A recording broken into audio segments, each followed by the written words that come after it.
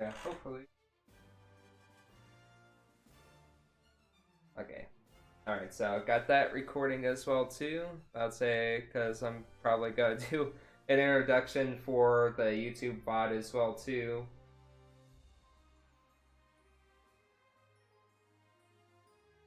But yeah, hi, I'm Wabo Gabo. I'm a Goblin VTuber, and I focus most of my content around Dungeons and Dragons and miniatures. I had to get out my monitoring as well too because it was tripping me up super bad. But yeah, I base most of my content around Dungeons and Dragons, miniature painting, and crafting as well too, as well as story writing as well too. I've been writing for 5e for approximately 5 years, going on 6 years now. I've done several major campaigns for different venues and conventions as well too. So that's been a real fun treat for me to do. I love storytelling. I love making things and things that really immerse the player into the game as well too. Especially miniatures. I love painting minis. I've always had a collection of painted minis with me as well too. I don't care if the dungeon master has a whole collection. I'm bringing my own as well too, because sometimes people really like the stuff that I paint as well too. So yeah, I'd say it's always been a passion of mine to paint. So yeah, let's see what we're getting into today. So we got this little gobbo right here, and I'm just sort of going loosey goosey off of the color schemes and color palettes for right now. Because to be honest, it's been a while since I have like sat down and finally painted. I'd say it's one of my favorite things to do, and I sort of kind of don't have the time for it. But now since I'm streaming right now and sort of making the time to actually go out and stream and make new friends and stuff as well. So I have a little bit more time for it. So what I'm actually going to start out with is I'm actually going to start out with the skin tone as well too. And we're not going to go out with a flat green right now. What we're actually going to do is we're actually going to make this a nice little either canary yellow or a lemon yellow, and we're going to build up our green on top of that, and we're just going to go with the transparency of the washes that we're going to do. And yeah, I'd say that's basically how we're going to paint a majority of the miniatures that we're going to do today, is just building up layers. Whether or not we're gonna finish a miniature or a few miniatures today, it's just sort of the time frame today because I'm roughly streaming for 4 hours. So see how people like it, see how traffic comes as well too, and just see how streaming goes. But I'd say because I'm having a blast so far. Whether it's just one person or two people or a room full of people watching as well too, I'd say I don't mind at all because I'm having a good time regardless painting. Let's actually get started with our first paint today. It's going to be a actual lemon yellow. Let's say it's all can that right now. Yeah, I'd say I'm gonna go with the lemon yellow for right now, and we're gonna go with 2 parts water and 1 part paint. That seems to be a pretty good solution, at least in my opinion. Um, but yeah, we're just gonna go with that for right now and just build up our layers. So, what we're gonna do is take our palette, get roughly 2 drops in there. Like this one, with 330. I don't know why that palette's really. So we're just gonna go with. Yeah, that's our. I know we professionals here. We are super professional. Yeah. Go with our first color here. Roughly 2 drops of water there. Roughly. Pick up our paint a little bit.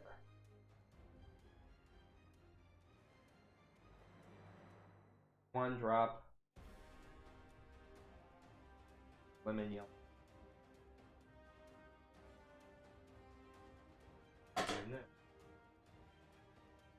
Actually break out one of my newer brushes right now because I do be bored like that. Some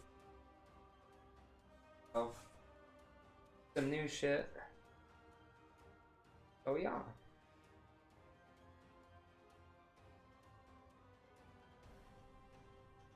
Don't know where my scissors are. So I had to open it up with my teeth. So yeah. Ingenuity.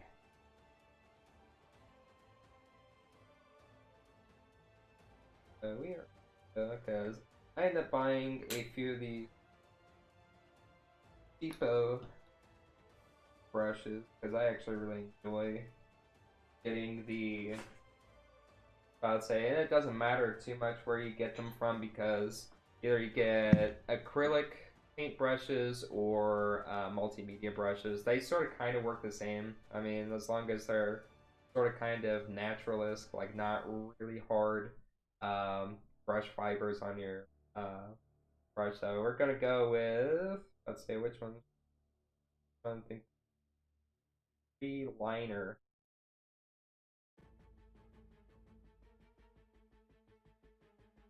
Yeah, I gotta go with that. With our canary yellow for our.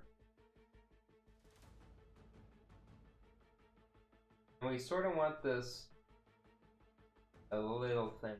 I'd say we don't want this too thick or too thin where it isn't fairly stick primer. And to clarify with this as well too, these are pre-primed as well too.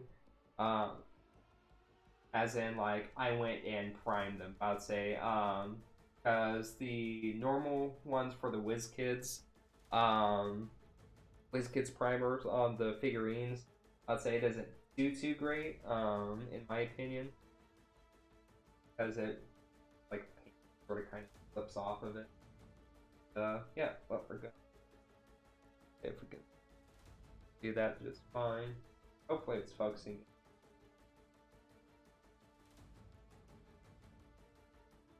Around. We get more of a. Not trying to get the paint thick enough where that way we're getting up all in these recesses. We're not trying to fill up any cells of the model. Okay, what we're actually trying to achieve is just coating this enough and building up our layers enough.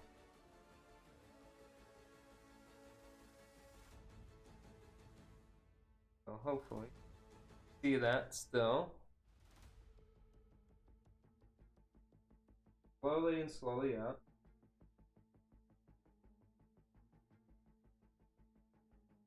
Because we are going to do multiple of our models. Because I do really love batch paint. It gives me a good idea of what color scheme I really like or what skin tones I really like for certain models and stuff. Like especially if I'm a similar race of as goblins. I really enjoy trying to badge paint them as much as possible because let's say I like the similar skin. But yeah, I will paint this yellow first because you could sort of kind of tell with it being that sort of translucent yellow on there. I'd say you probably can't tell too well because of sort of the saturation of the camera as well too, or of the lights and stuff as well too. But this is actually pretty friggin' yellow already, so we're going to on those arms as well too.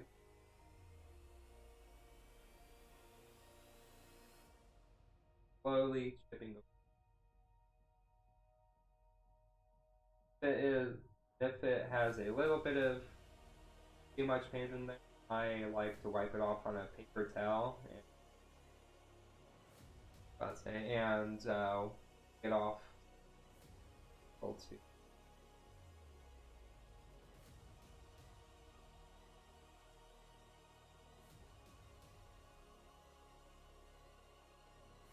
And trying to get into the habit of not trying to get this off of frame here.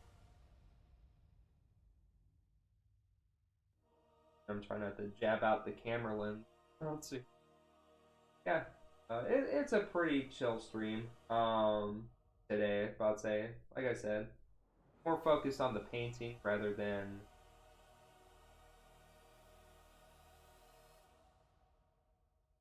that. Just about good here, and I know my model's probably freaking out because I am sort of kind of hunched over right now. So, yeah. So that is going to be good enough for the good thing about corks as well too. Tic Tac is these don't tend to fall off, so it's a cool little trick to have. I feel like that is more touch-ups right here.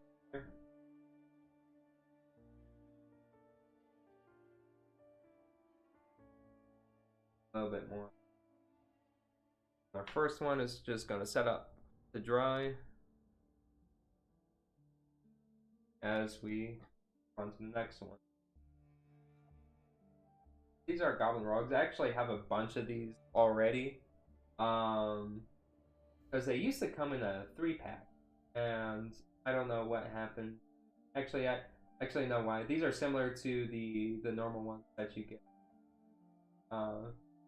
Because this one's a slightly different sculpt than the monster variant versions that you get in the Pathfinders. I think these guys are actually slightly larger than get up on here as well too. Since the hood is going to be darker than the skin tones, I am not afraid of all this yellow.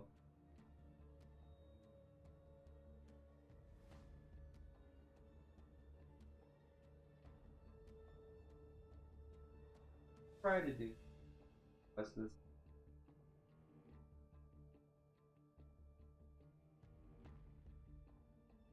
We're just gonna, and sometimes it's hard to tell where some details begin and some details ends with a lot of these models as well too. It's I'd say it is what it is. Trying to fall absolute perfect, but the scale is small. That doesn't matter too. As long as it makes you happy, that's what matters.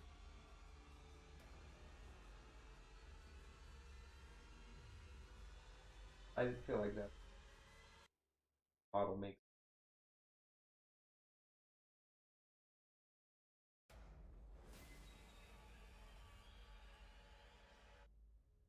gauntlet on this a little shorter than the one closer to the base.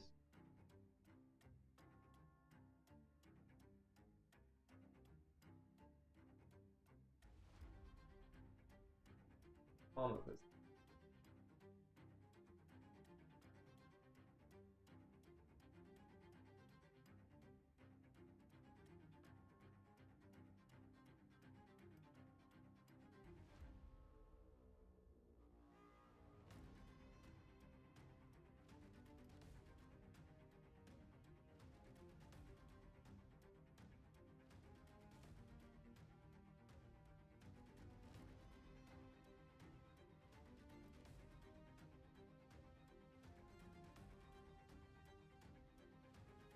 Skin layer number 2 for this.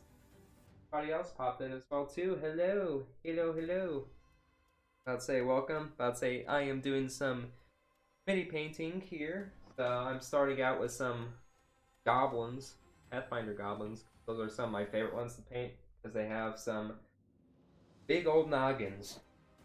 I'd say things with big old noggins is always really fun to paint.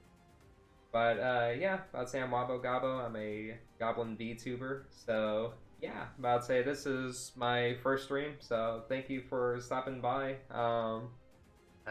I really do enjoy a good bit of miniature painting. I posted a little bit on my Twitter a long time ago because it's sort of a mix of more of my current and normal or my current and past stuff as well. Some stuff I just wanted to post on there that was from the past.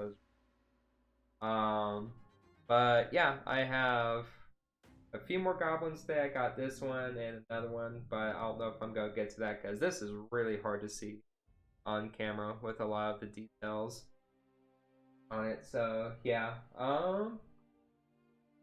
let's get into. I'm starting out with very translucent hairs on plain pre. And we're just starting out really not too thin. Rub off a little bit. I really like these critical role miniatures because they have a little bit more personality than the other goblin models as well too. And to be honest, they don't look as ugly as Dungeons and Dragons uh, goblins.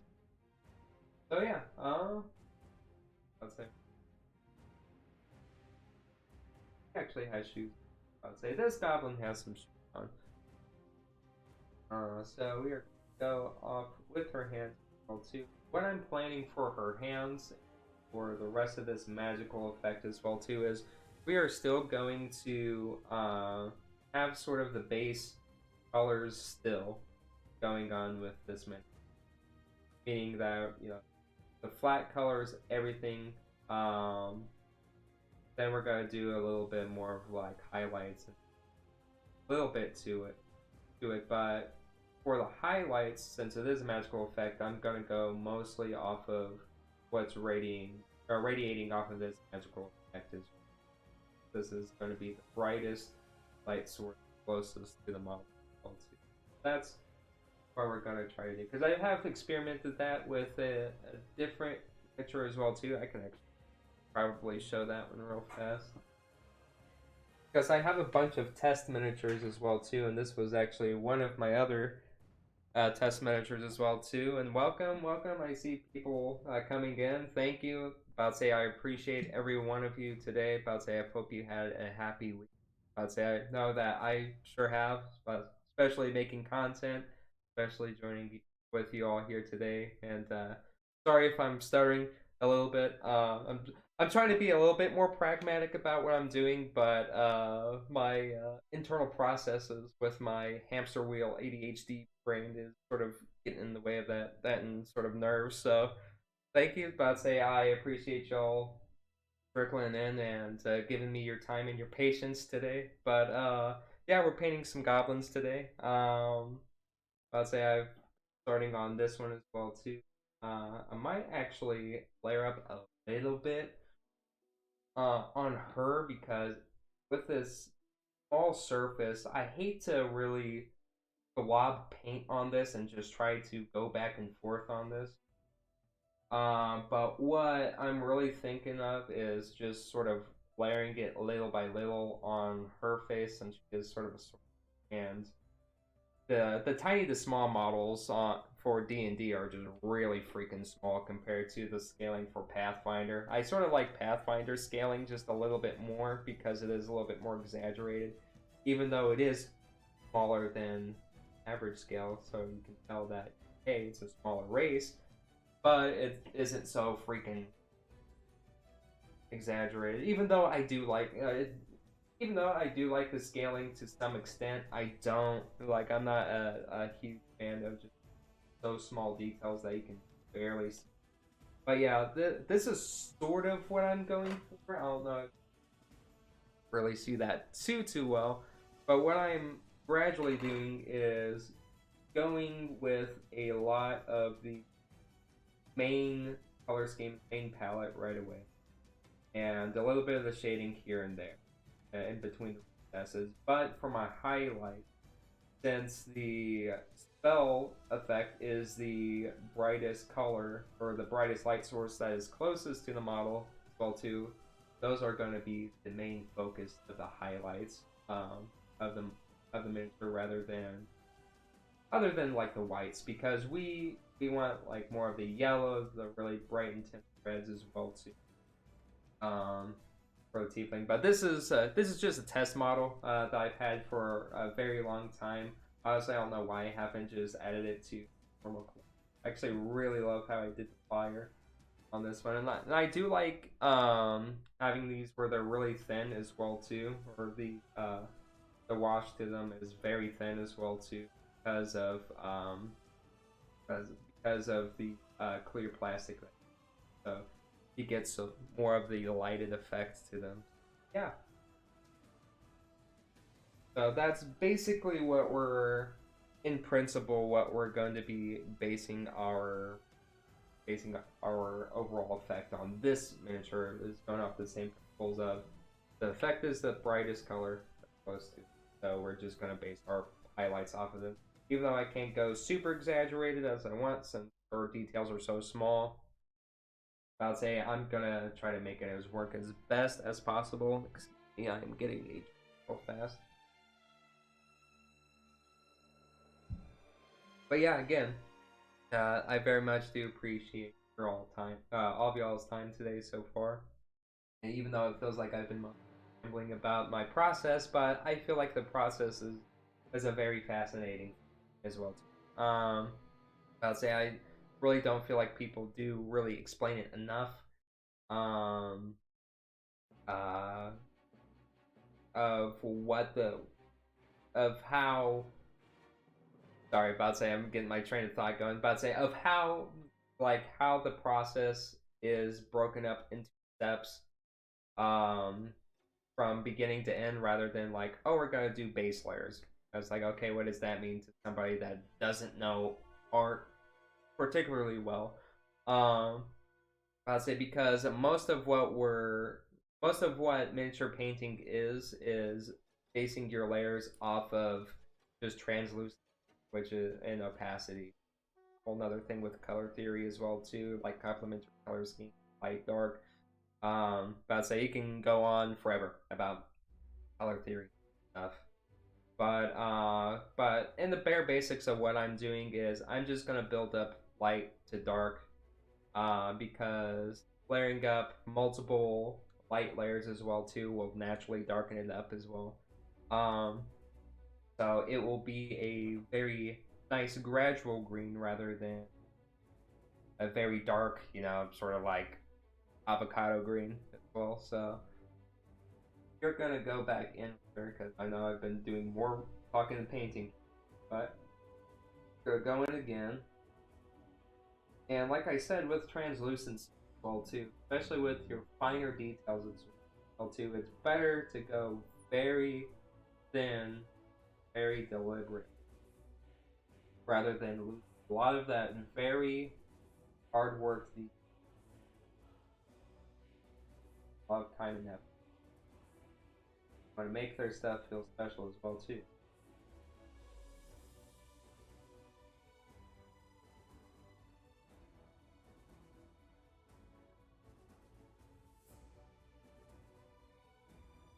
But yeah, if you have any questions or anything so far as well, uh, about say I'm not afraid of talking to people. Very much enjoy the company. So there is very little.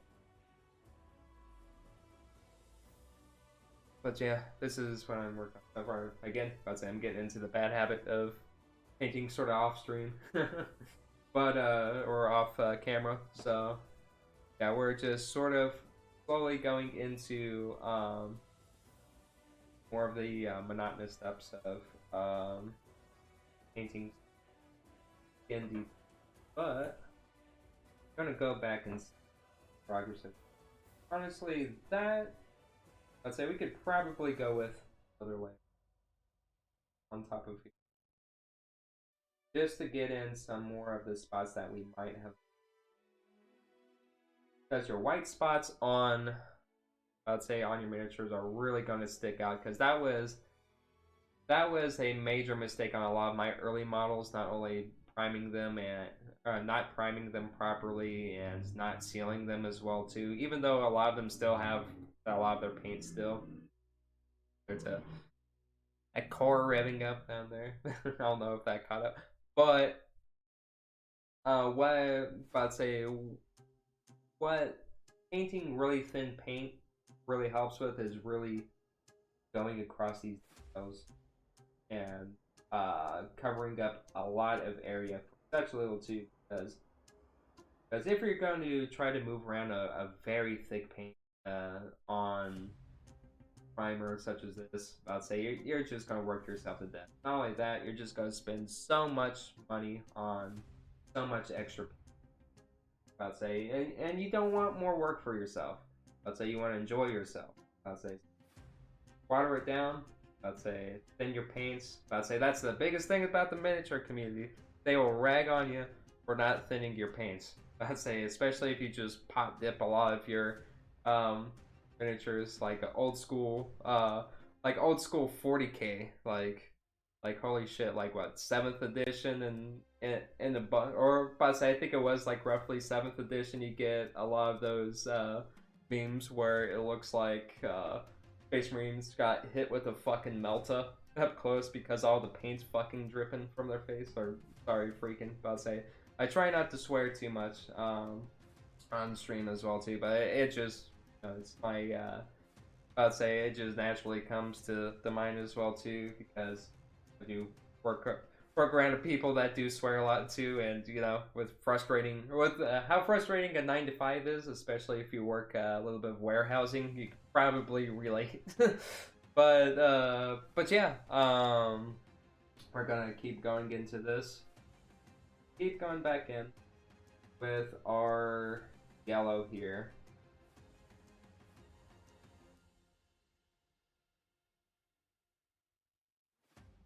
A little bit what I want on that with the ball here. I have like just to light this sucker up, and it feels like I'm getting interrogated. I'd say I think I've legitimately, honestly got interrogated once, and that's an interesting story within itself as well too, because it wasn't really an interrogation, more of a wellness check, because this was actually based off of the first story of when I actually first started streaming. Because even though this is my first stream for this channel, this is not my first time streaming, and I'm very in love with the whole entire aesthetic of VTubing and the overall sort of masquerade-esque a feel to it, and being behind more or less a persona as well too. Because compared to back then, I'd say I was more of a webcam streamer as well too, a long time ago, when I streamed a whole bunch of Team Fortress 2. And long story short, I got doxxed. Or not doxxed, but swatted twice. And had the first wellness check wasn't too bad, and I was just like, wait, what's going on? It's like, well, they got calls about this. And I was like, no, but I'm fine. I'll say I haven't called and stuff. But the second time was actually at one of my previous jobs and all that, and they came with 2 officers, and they did pull me to the side and actually did detain me for my safety and stuff, and sort of kind of interrogated me, but I say they got the evidence, whereas like the dispatcher had the phone up and it was somebody with a voice changer, and they were like, oh my god, we're so sorry. And it's like, no, it's fine. But even though technically the way that they did approach me and did pull me to the side and detain me without telling me why I was being detained, I feel like the expression on their face was like, yeah, we're gonna get our asses handed to us legally. But I was so sort of just overstimulated and sort of just in shock about the whole thing. It's like, nope, I'd say it's your job. Just please leave me alone. Um, but that's sort of my only time getting interrogated. Even though that was my, I don't even know how I got on that subject of getting interrogated. Um, but yeah. Anyways, going into painting again. Happy stuff. Happy times. Happy little trees and stuff. We're just gonna go in, get a little bit more of this yellow in here, and if you start seeing these little bubbles forming, I like to actually wipe off the brush on a paper towel. That's how you can tell you're definitely getting a little bit too much paint in. If you start getting those little air pockets in. That, and it allows you to spread around just a little bit more. That yellow is good for the face here. Really don't want this green that's going to go on top. So it is going to be a mixture of this yellow that I already have and a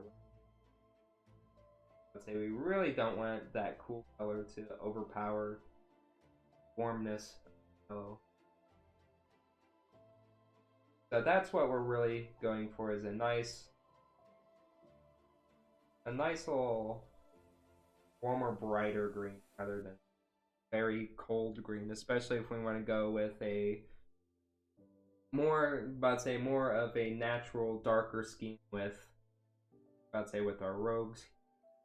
I would like a little bit of about to say just a little bit of breakup between the skin colors and the outfit and assets that they have. Like, so yeah, we're gonna go back, touch her up just a little bit. It's sort of exaggerate her color just a little bit more, because her details are very, very small compared to some of the others.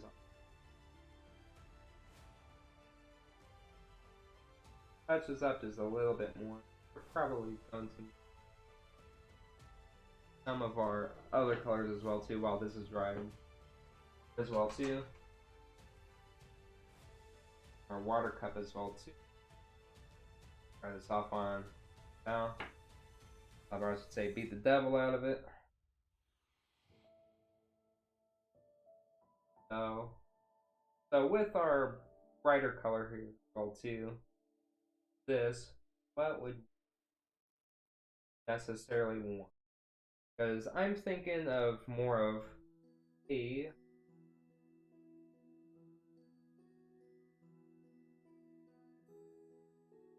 button. I'd say that might be a little bit too light for what.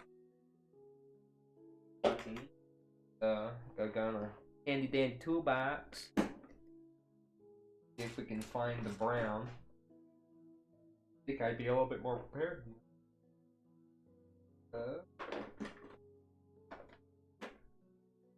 Find my normal brown, so we're gonna go off with Hornfang Brown from Citadel, because I do actually like to use a variety of paints. I don't just like to use just one over the other.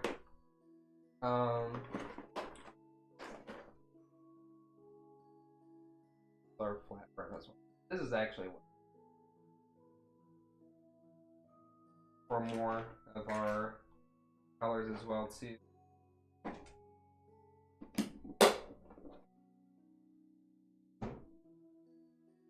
But yeah, just doing a quick social media check.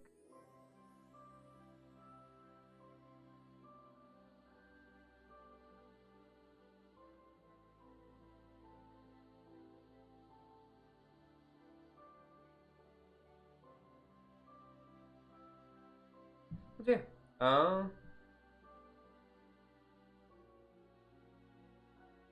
go back. More of our process stuff here. Let me get on Streamlab. Can't see me. Hopefully it's not freaking loud where nobody can Yeah. What we're gonna do is we're gonna go our water brush still. Same thing.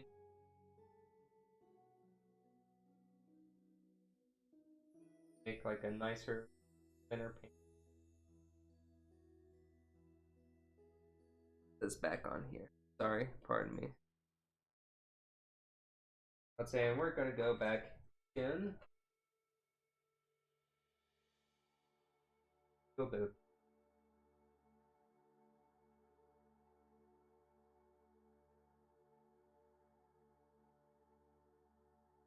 sort of a killer brush. It really does spray up.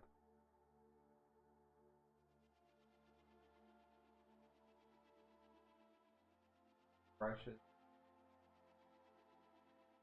Don't like to spend a bunch of money on brushes. I've actually had a few of these brushes for a while. I like a cheap old brush. But you can get the Citadel ones, you could get the Army Painter ones, but they're more or less this. I feel like they really do fall apart really fast. Like I've had literally this WizKids one from the Zombie Troll kit, and it lasting longer than this right here. I'd say this is an Army Painter one, and now it's like a little nub to hold up um, other components and other parts on the Warhammer figure. Well, so it's I'd say it is what it is.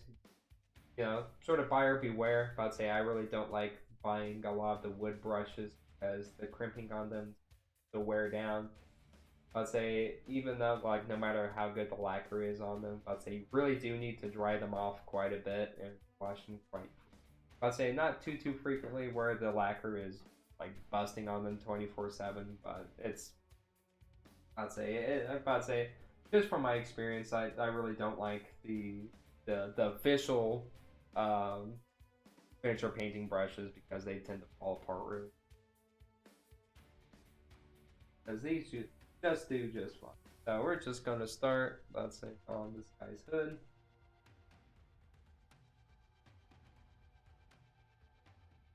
And this is pretty thin. Not worried about getting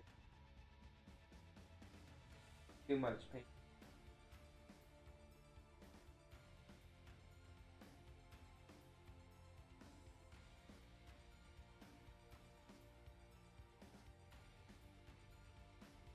But yeah, I'd say I really did hope that everybody had. Yeah, I know. I'd say when going on some of the a little rough right before the end of the year, but I hope this year goes a lot better for. And we're gonna also well too because even though it's going to be more or less the same color right now, we can always, like I said with transparency, add more color to it just to hey, what's up, Rydell? Balls. I'll say what's going on. I'm just doing some painting of goblins.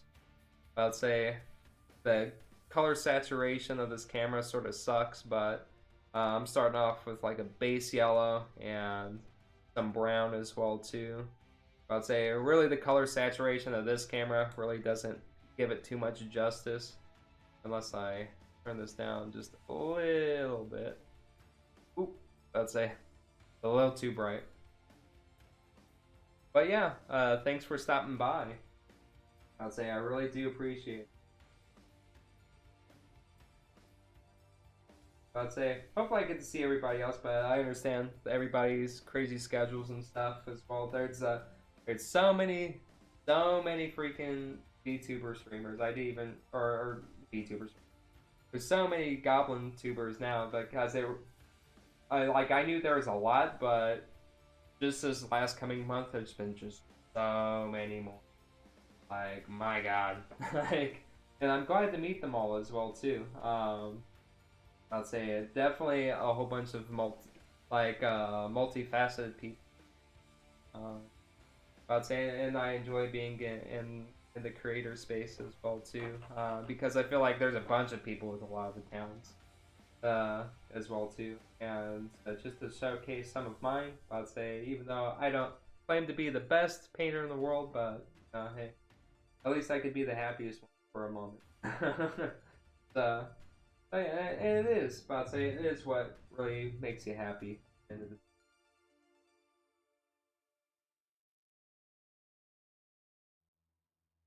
We're just on this.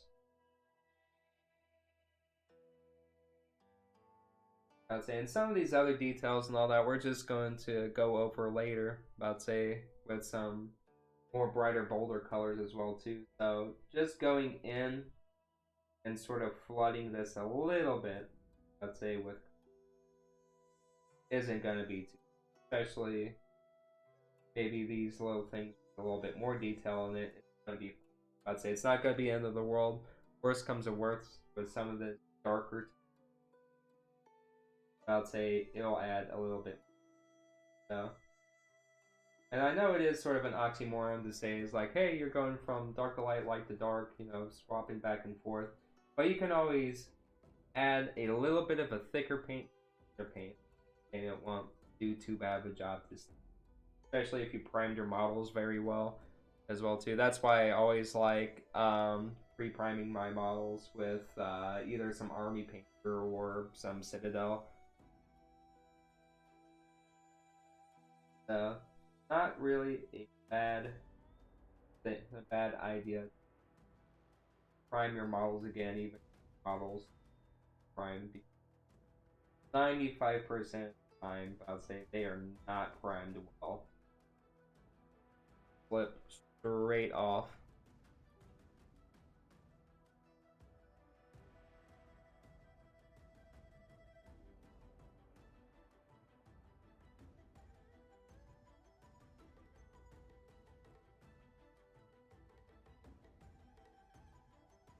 So yeah, hopefully, like I said, I'd say everybody's having a good day today. I know I keep up with that, but you know what? I'd say people need good days. World can't be all the time. I'd say I try to stay positive. I'd say even when it comes to content creation, it's sort of hard to stay positive, especially when you're grinding out your best and all that, and some stuff might not get a whole bunch of views and stuff as well too. But what you should really be focusing on is what really makes you happy, and you really shouldn't be doing something that really doesn't make you happy or make you happy to do, because honestly this isn't even the first variation of my VTuber model, and this was before I sort of quote unquote debuted.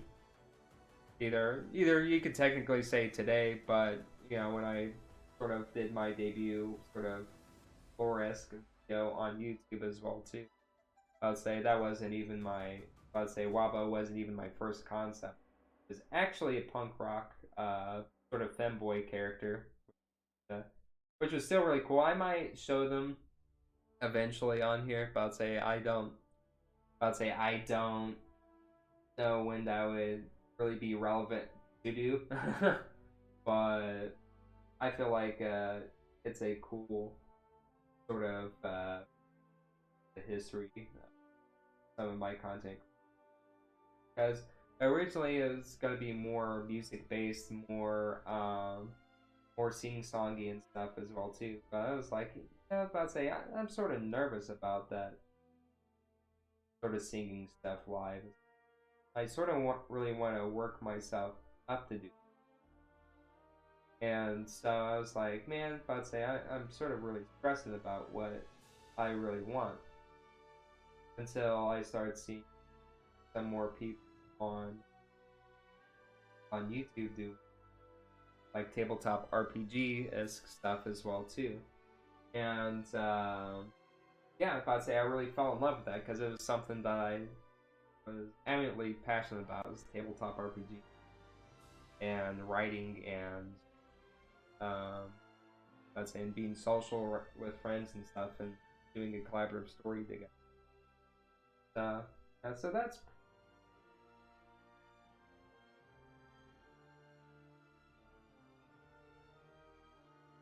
quite deep.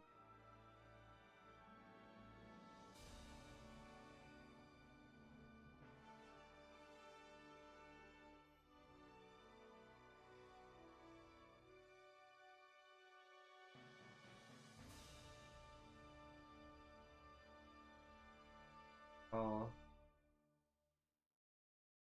right now, like not good for the day. But hey, what's up now, Nim? And sorry if I'm responding sort of kind of late right now. I'm sort of more sort of enthralled and sort of talking in general. So that, and I have a tablet to the side, and I'm sort of off, sort of going back and forth between my monitor to make sure everything's working all right, and my tablet to sort of pay attention to that as well too, while trying to focus on miniature painting. So I'm sort of everywhere at once. So yeah, thank you. Thank you for your patience. But yeah, I really do appreciate you guys stopping by and taking the time to view my stream as well too. Like I said, about to say, I can't thank everybody enough. Just to be a part of the space, because it's been a blast so far. Even with just making TikToks and YouTube and just chatting. Like I just love freaking talking to everybody. About to say, I don't even care about the views and shit.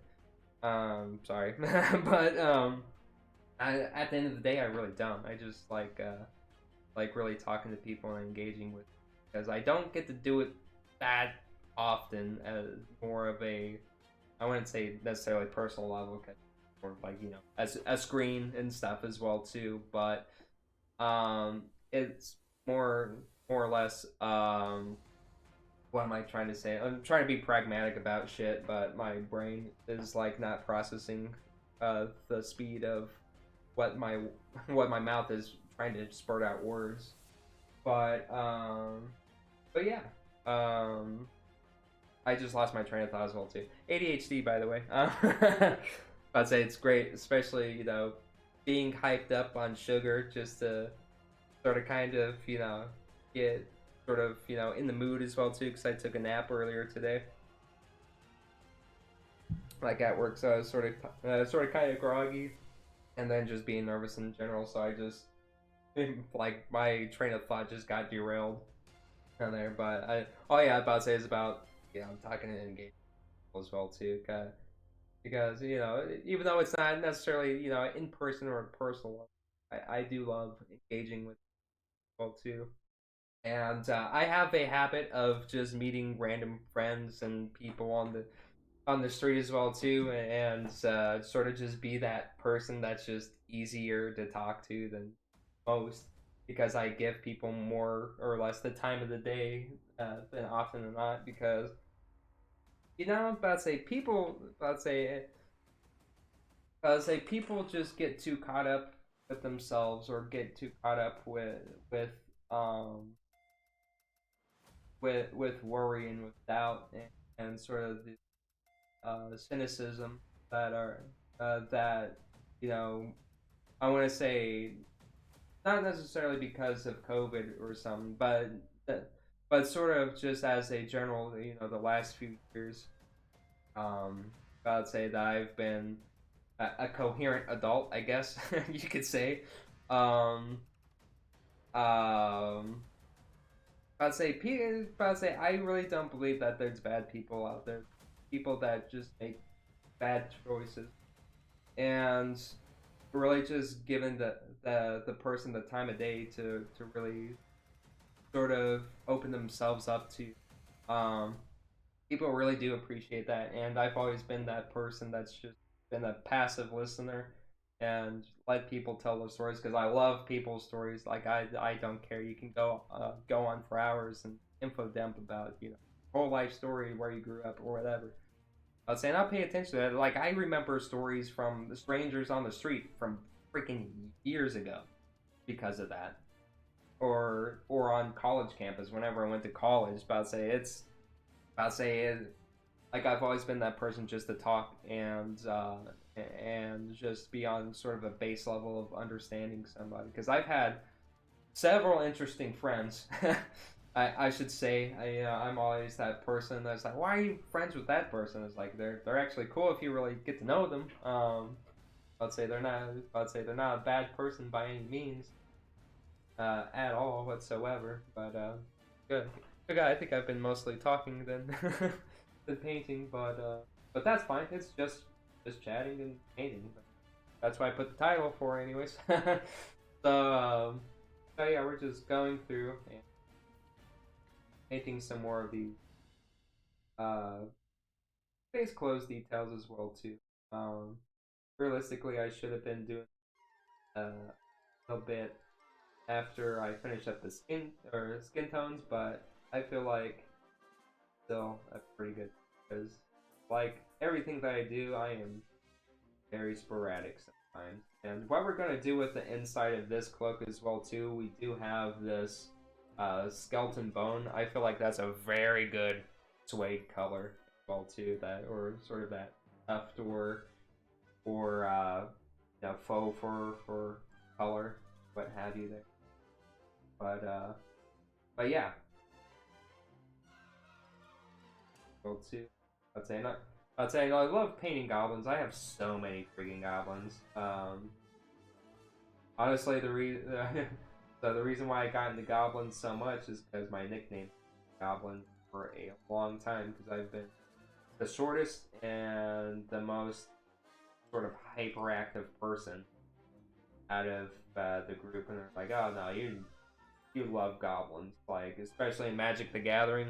I'd say you would love goblins." And I'm like, "Oh yeah," about saying that was true. Krinko Mob Boss. About say I love me some Krinko. I'd say hopefully soon as well too. I can actually get oh god, what's his on Twitter because he's the one with most of us.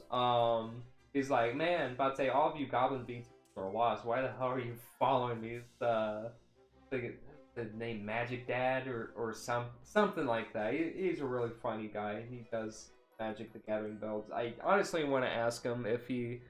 Yeah, about Screen Goes fun. It's like I really want to ask him if he's willing to do a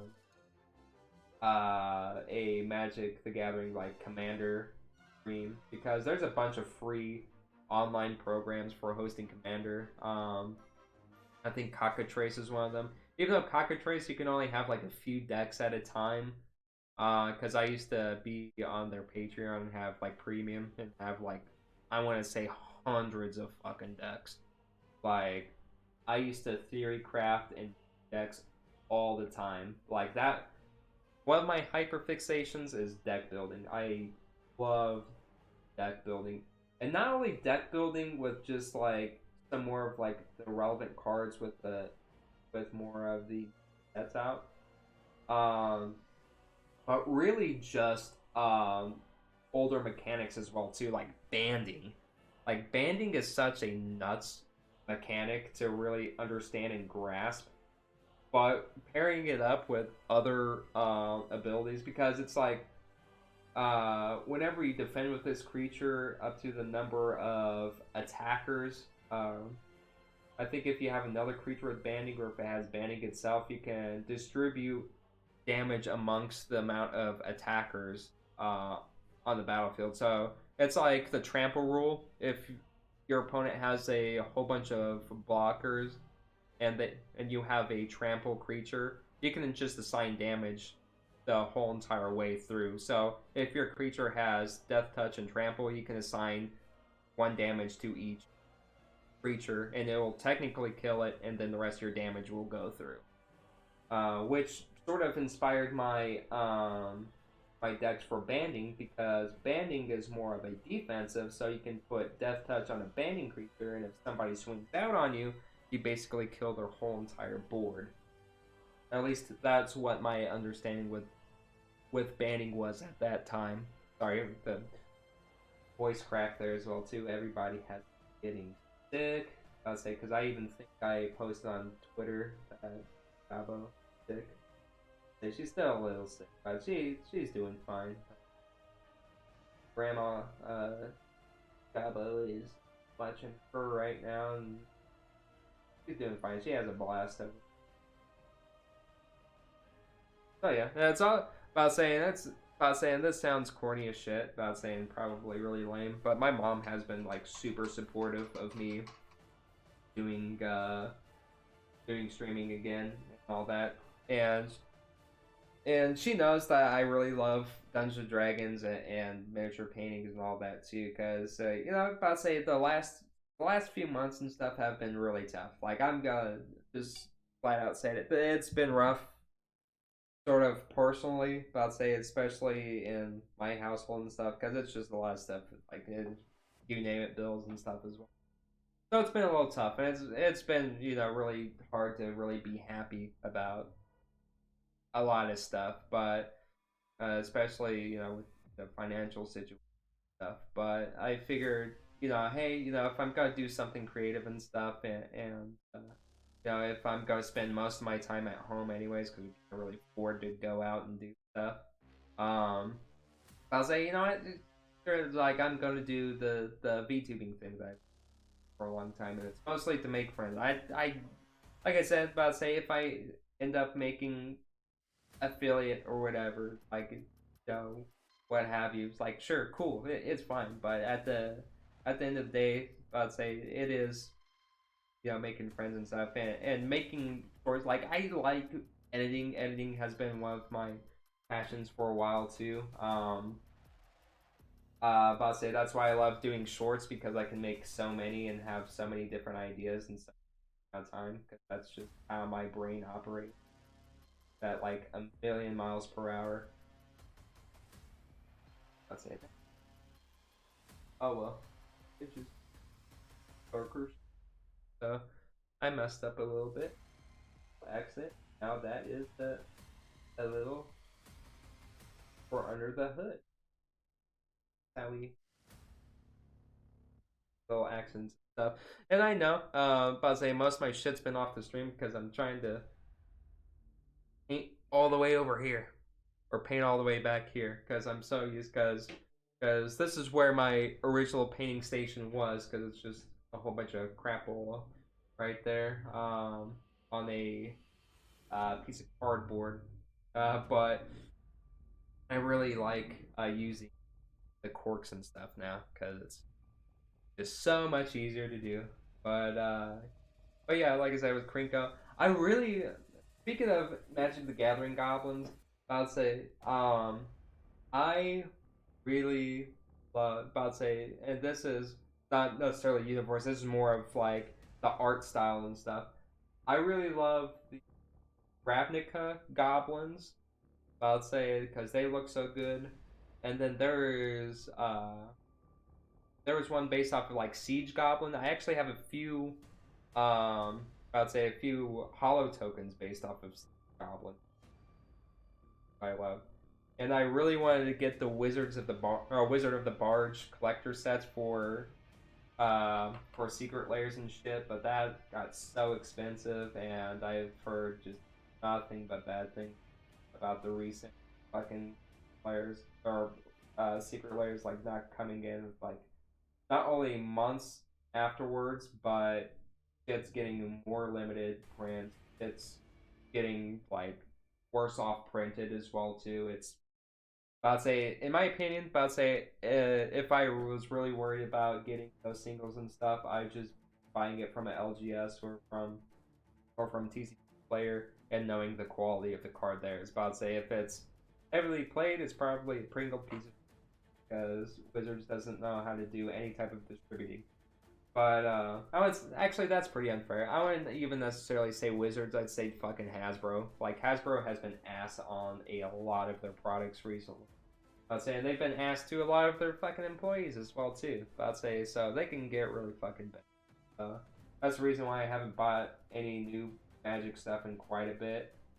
Whether or not I open Magic product on stream or not, that's sort of a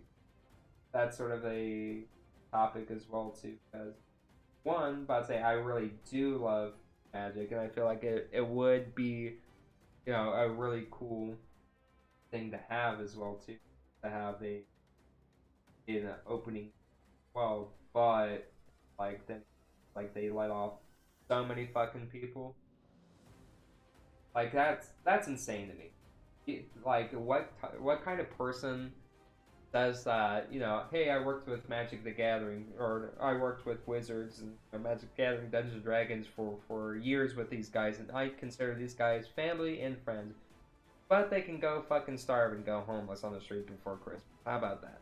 That's that has no that but say that hasn't been more of an ass backwards sentence that I've heard in a long. I I I say that's why I personally like homebrewing stuff. I like to buy singles from collectors or from LGSs and stuff. I don't like buying the packs and just because of that. I'd say because I don't, in good faith, feel like it really supports a good cause anymore. Even though I am not judging anybody. I'd say like I want to make it clear, I'm not judging anybody for um for buying what they enjoy or whatever. But that's on you. But I personally, because because artists do get fucked over quite a bit, and I have a bunch of artist friends as well too. I understand how hard it is, especially with I'd say especially with a lot of the AI art.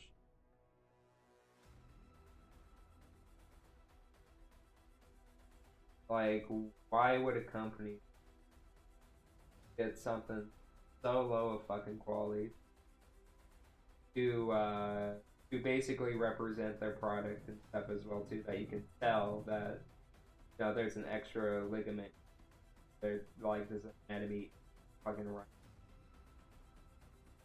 What are you doing?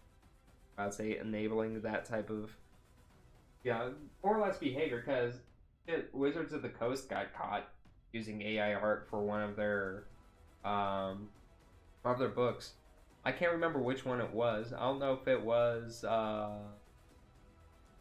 I'll say I don't think it was Enter the Witchlight. I don't think it was Strixhaven. Actually, I think it might have been Strixhaven. Actually, no. I'd say the only thing that people complain about on that was like Judge complain about the fucking same-sex couple.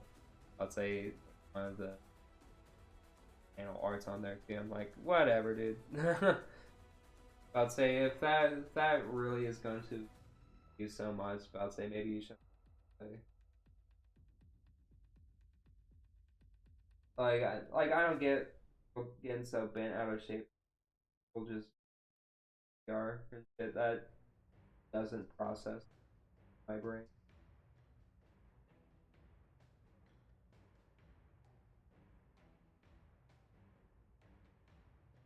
I don't know. I'm trying to pull that off of there. Yeah. Oh, next gobble.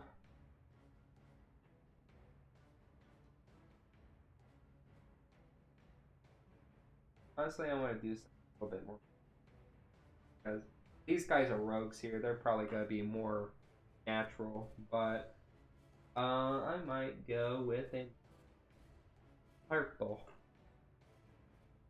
Nice old purple.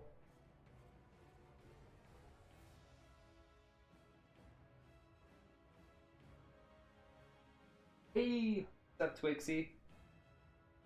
Thank you for stopping by. I appreciate it. Let's say we are here just chatting up a storm, and yeah, let's say talking about uh Wizards of the Coast shit and miniature painting.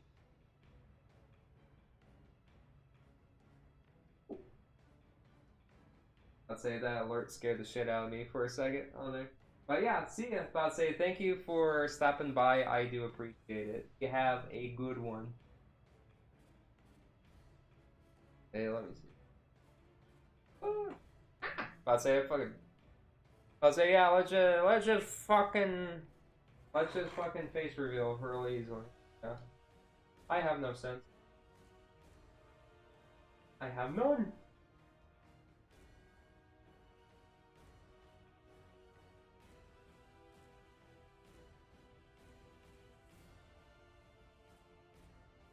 Nice purple. A nice purple going. Purple's my favorite color. As you can tell with my purple hair. Actually, I dyed my hair purple. But I'd say, well, not super recently, but I would say there's this stuff called unicorn hair that's like, hey, what's up, Boozy? I'll say there's this stuff called unicorn hair, and I think I had, yeah, it was Genie. I'd say that's a very pretty purple. Like, I miss that hair color so much. I got so many compliments on it. And it's sort of weird, like, sort of in retrospect, having like both like guys and gals saying it was like, "Wow, you're really freaking pretty." I'm like, "Oh, thank you." Like I love being praised. Hey, what's up, NX? Let's say I appreciate you all stopping by and support. Like, honestly, about to say I very much appreciate just being a part of the Goblin VTuber community and sort of being, or not sort of being within the embrace of such a warm community too. Sort of is just a natural nervous word that I just say. It's like sorta, but yeah. Oh yeah, the sky's up. Yeah. Hopefully it is by the end of this week, but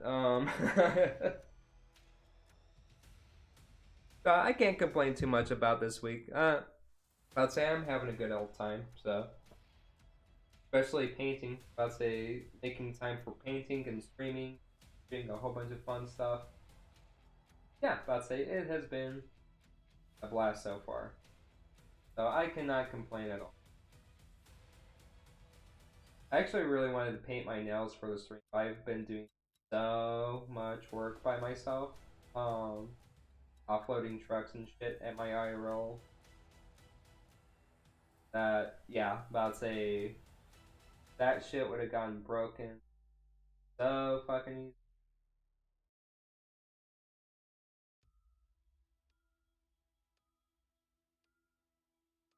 Yeah, let's say we're just starting off layers by layers here because I'm sort of going all over the place with my layering because I have all these goblos, all the goblos, um, with yellow. I'd say on their skin as well too, which I'm going to layer up with a nice sort of tinted green on it to make it look like a really nice uh light green.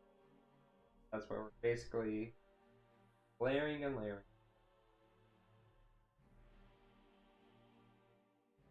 Because I used to batch paint motherfucker. Really enjoying just my time with it. And anyways, if I don't even um finish these all up, I'll say I can later and sort of be a little bit more pragmatic, a little bit more. Oh no, not too bad of a time.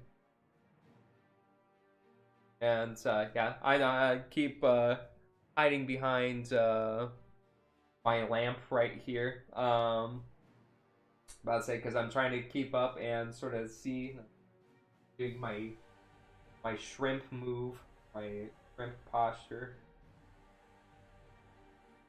Probably why I'm so fucking short, but playing Yakuza like a dragon boss fight, hell yeah!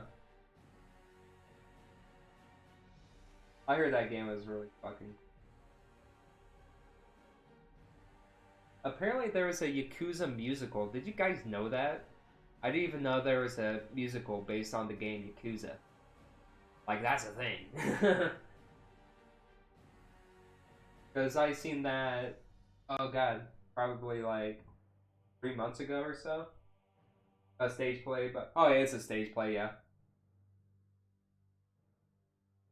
there's karaoke and whatever. It could be a, drop the ball on it. But yeah, all jokes aside, yeah, about to say pretty badass game. I heard also sort of kind of a similar s game Shifu. Like I sort of want to get that. Like any type of beat 'em up games is such a fun ass time. That and they have the mod where you can play as Jacket from Hotline Miami. So it's just the 882 model.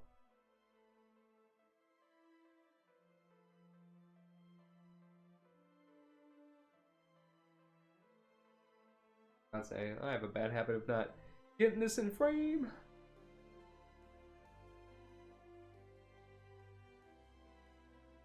Because this camera came out. Yeah. But yeah, that's another game I want to stream as well too, is Hotline Miami. Like the music is so fucking busting on. Because EP also really likes Hotline Miami because that's a question I asked her in the her 2.5 live D, or is it 2.0 2D live model stream. I would say because she said she really loved Carpenter Brute and Perturbator, and I was like, yeah, you really like Hotline Miami, don't you? Like, yeah. I'd say, but there's so many fucking awesome artists on that too, especially Magic Sword, Scattle. I don't think Gunship was on there. I actually don't know if Gunship, but Gunship is also a very good artist as well. Playing one of the brawlers. Yeah, that's cool. Like, I really do love a really good brawler game. Um,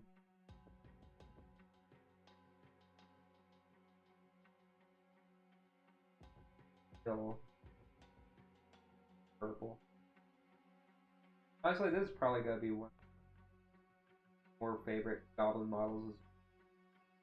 Because honestly, I haven't played a sorcerer or anything uh, yet, which is a shocker, I know. But again, I'd say having a bad habit of getting this way off the game.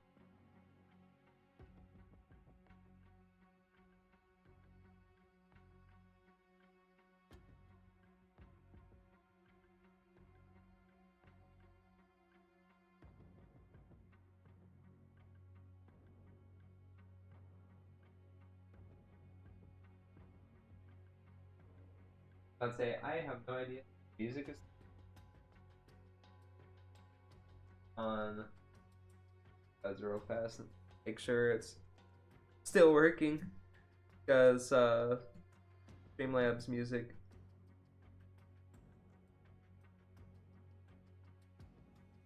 Okay, it's still just very light. Okay, not too bad. Yeah, because I didn't want to blast anybody's ears out, but I didn't want people to listen to absolute silence. So I just like a little light music because I understand a lot of people in the community are neurodivergent as well too, and sometimes like music and sight and sounds and a whole bunch of other shit can be just really overstimulating. So I try to keep it as minimum possible, which is also another point that I'm making in a new YouTube video that I'm doing, which is not short based. It's actually going to be a little bit longer.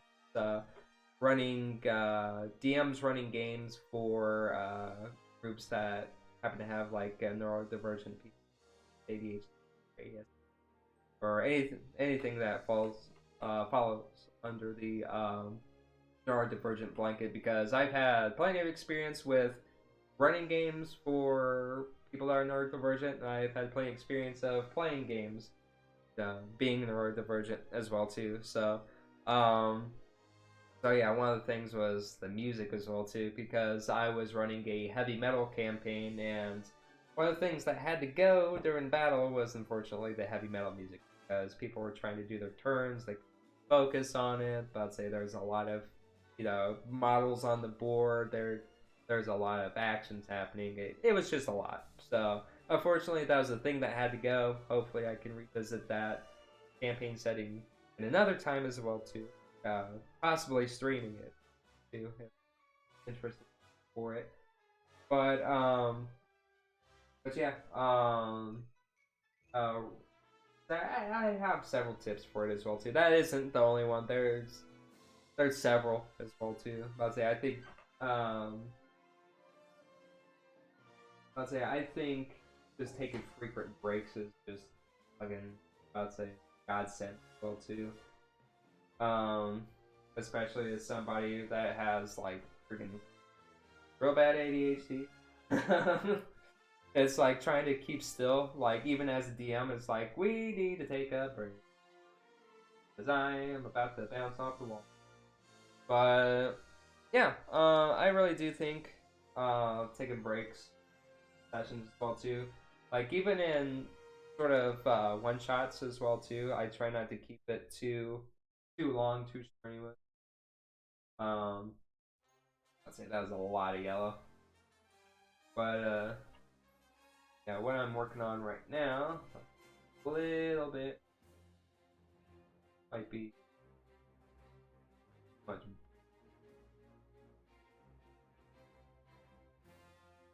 Might.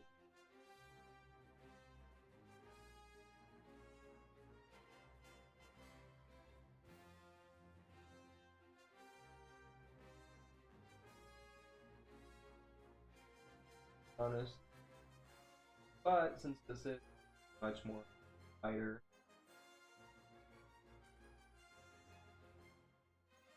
I should say lighter green, it shouldn't be too bad. At least on sort of the models that have really darker, because you don't want your sneaky guys to be not sneaky, so yeah. Oh, how's everybody's week been so far? Because I know stream yesterday was really cool, really funny. Twixie, I'd say if you're still here, I don't know. I'd say does it have who's on? I'd say if I can make a guess. I probably make it, but I feel like that was a really fun one. Because that was a nostalgic ass game as well too. The Simpsons driving games. Because I didn't have Hit and Run. There was another one that was like Crazy Taxi or some shit like that. That one was one of my favorite sort of driving games as well too.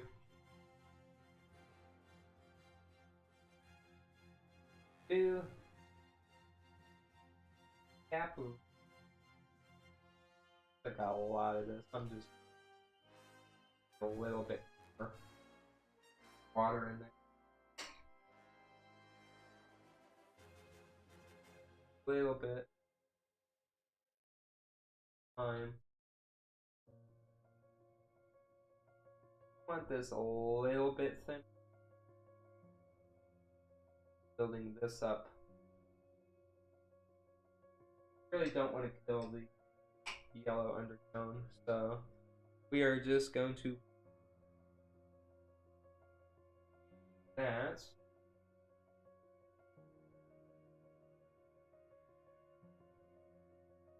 Blue.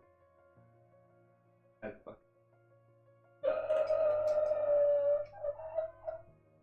That still had brown on it, or that had on it.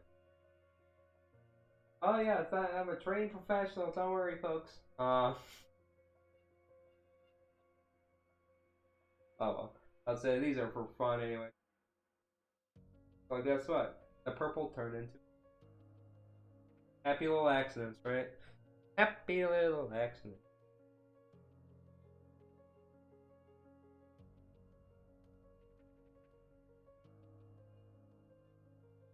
Sort of darker.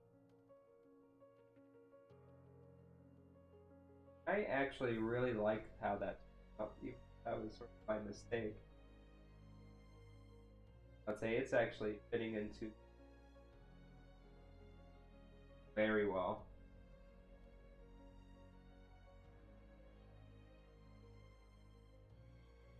Oh yeah, I'd say I could get down.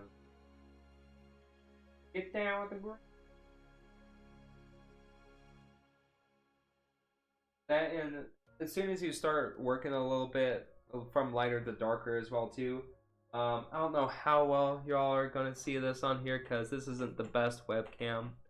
Um, I'd say we get a little bit closer because as soon as I post some of the finished results as well too on Twitter and Blue Sky as well too. I also have a Blue Sky. I got the invite code on that. But I'd say if we see a little bit right there, because I might even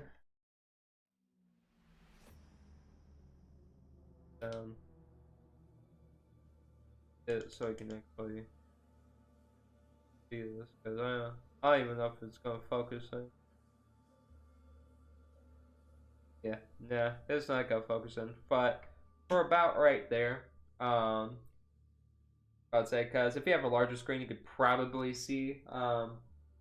I'd say what this darker green is doing is starting to fill in some of the recesses there, so we can actually start to get some of those nice little shades, crevices, be able to a lot more of the detail in them.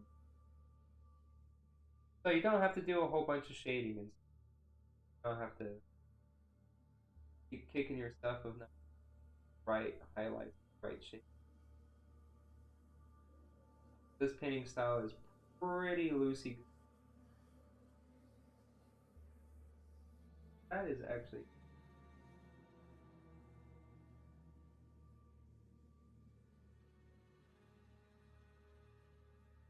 because I'll probably end up going back in a brown, um, shade or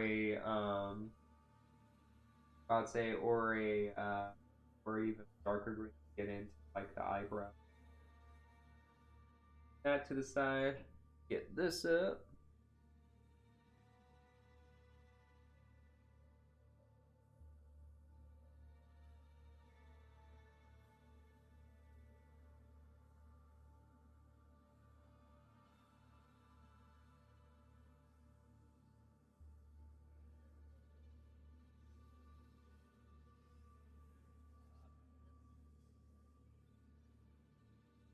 Yeah, it's been super chill so far, and yeah, I'd say I have been chilling out with you. I feel like it's kind of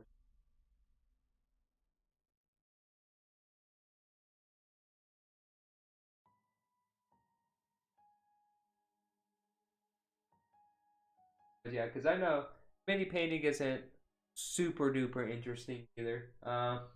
But it's a close passion of mine.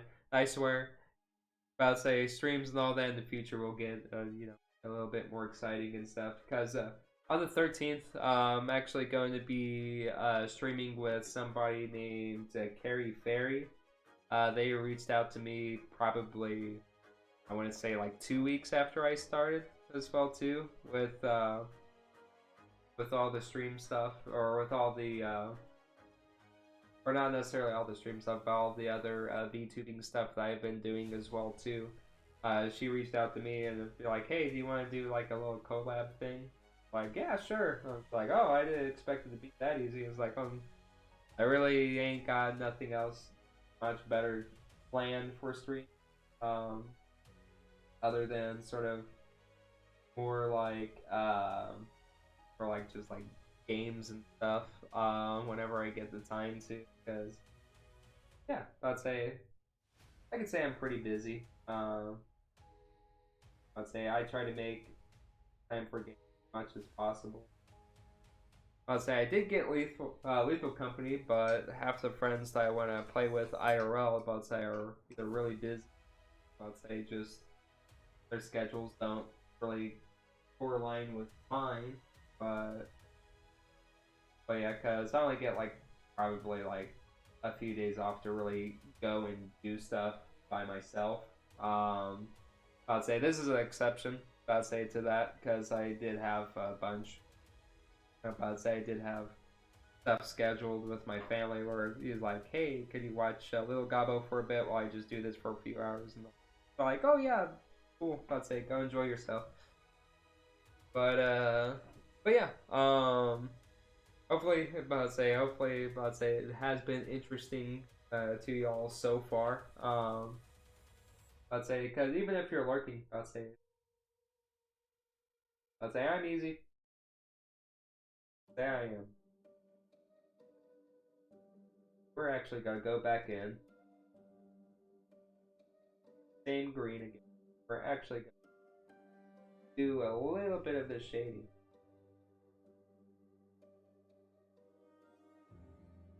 Here's another high creep roll too.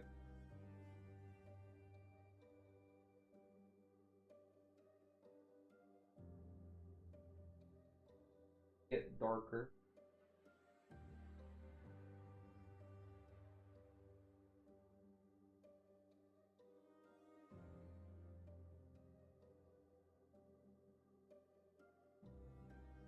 Slowly building and building a little bit more darker.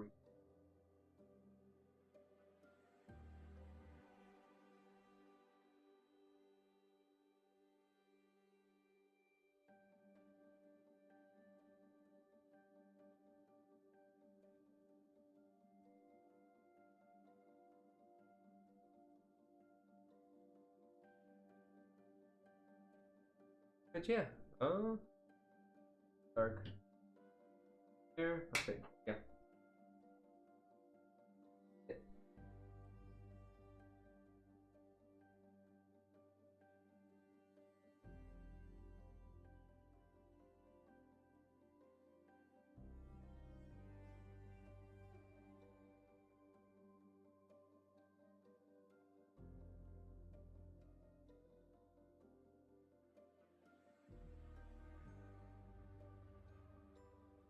Very lightly. Such fine detail.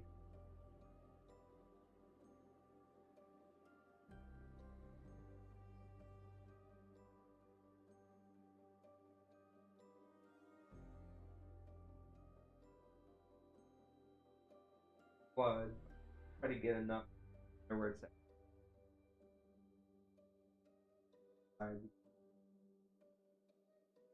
Her coloration is starting to look pretty good. I'd say it's getting there. Yeah, I might actually have just this. That way, I cover my face as much. I feel like I've been mostly covering my face this whole entire stream than painting, but or sort of engaging the camera a little bit. But yeah, I'd say it's fine. It's all cool. What else do we want to work on?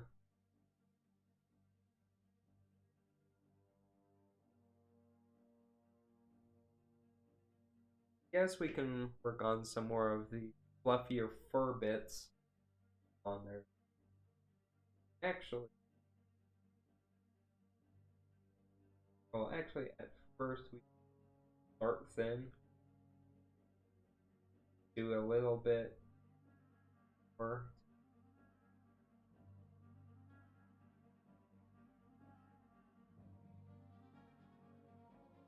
Thicker.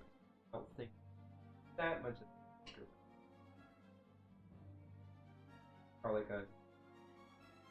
Maybe a couple water. We're probably just gonna go 1-to-1 versus 2-to-1.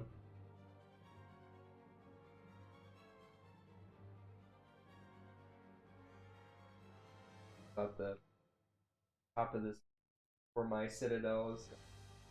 I would say was gonna pop. The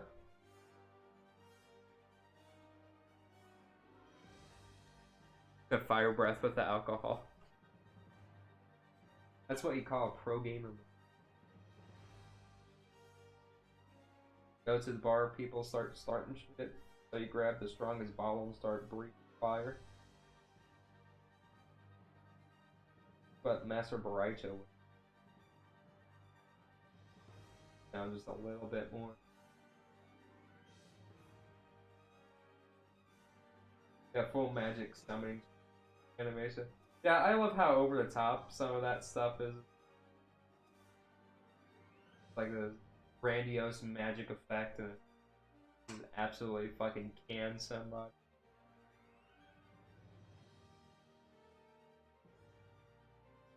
I'm actually gonna take my soda fast. I didn't even eat any of my snacks yet.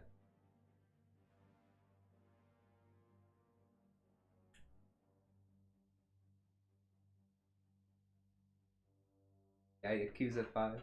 Yeah, they just seem like such fun games to play. I'd say if I had more disposable income like I used to, I'd say I would have definitely been about that. But big series to go through. Yeah, I'd say I'm pretty sure. I mean, it's not like going through like I'm pretty sure it's not like trying to go through all of Final Fantasy big, but I know some people that still do that. Like my best friend is like super big into Final Fantasy.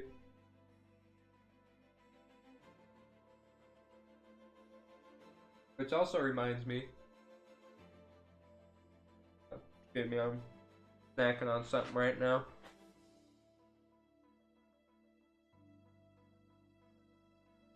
I actually do have a cover song planned. That I actually tabbed out on acoustic guitar a long time ago because I've been playing acoustic guitar since I was 8. So that's like a little over. Yeah, about to say no, that isn't that isn't like around 20.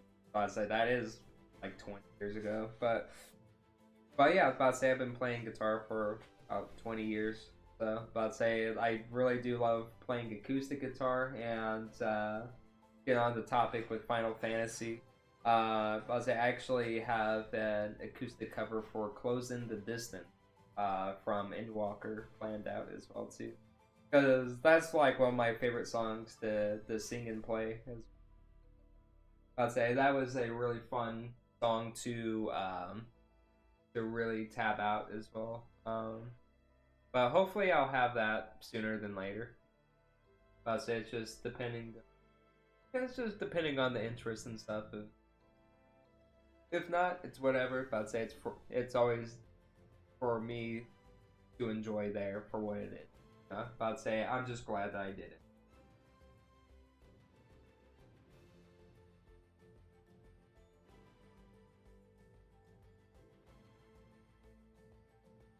What are you doing?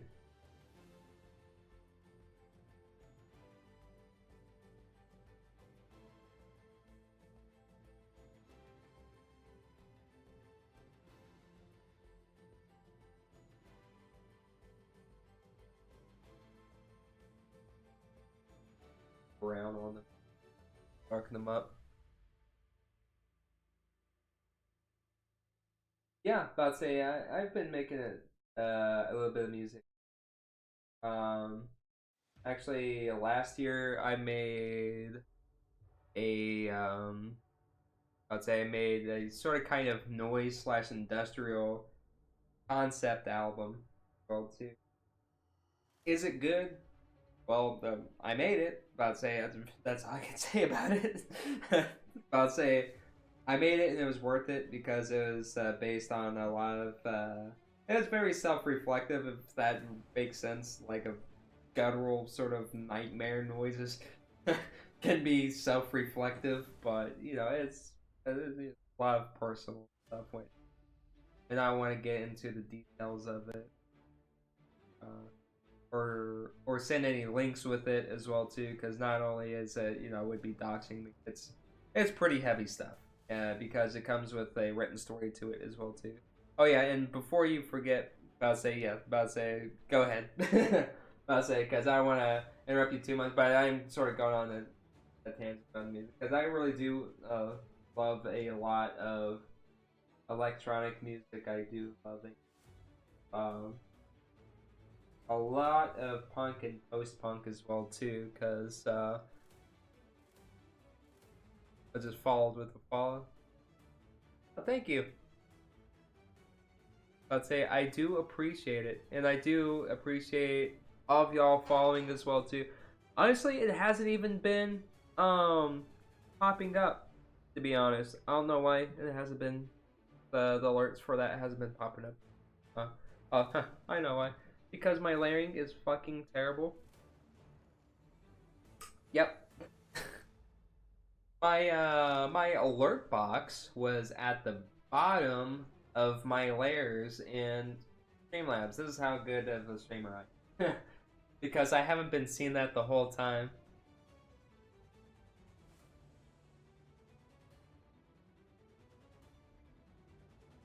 Does it pop up in the video? Oh, okay.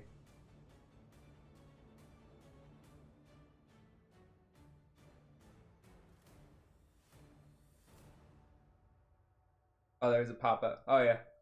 Okay, but yeah, I sort of forgot what I was talking about. Let's have a bad habit of doing that and be like, huh?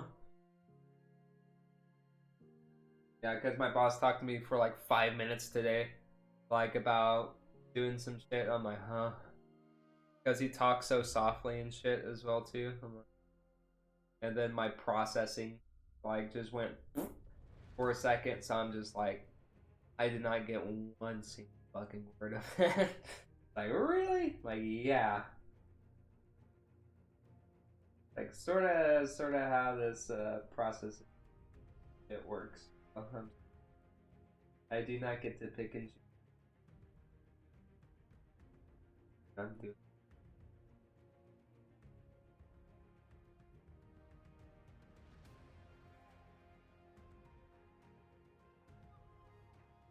Because hopefully when I go and review the stream again, I could see where I'd say see where my like me pulling out the model and all that sort of went off as well too. But yeah, going on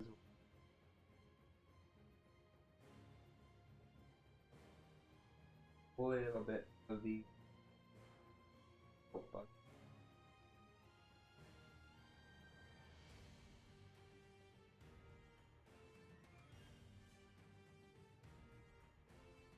a little bit.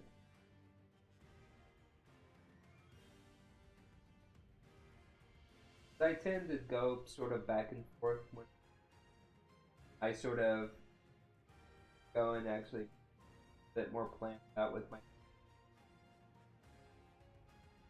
I'd say because usually if I'm bulk paint miniatures for player models, all that, they just really appreciate something. That's why I have always a bulk amount of painted minis because I used to host a lot of games in different venues and stuff for local game stores and conventions and actually gaming clubs as well too. Actually, the last sessions that I wrote for was actually for a gaming club, but they because here's my sort of pet peeve, and it sounds sort of like an assholey thing to say, but if you invite me or invite any DM to write an event for them, have a story, have levels, have pre-generated characters, have everything there and ready for people to like make characters. Well, too. I'd say if that person is going through that much effort into the game, the least that you can do is advertise the game for them on your platform. Well, too, because that was the biggest pet peeve. Is like because I in my local area, yeah, about to say I did get some notoriety for writing really good stories, according to the players and all that, and they had such a good time. Um, through some of the content that I made for them because it was for them. But I'd say it wasn't just a overall just arcing, shit that I had in the closet like friggin' 2-3 months ago and all that. No, but I'd say I might have a pre-written one that I've had initially for an introduction, just to get the feeling of the group and all that. But I'll also custom tailor an event for them after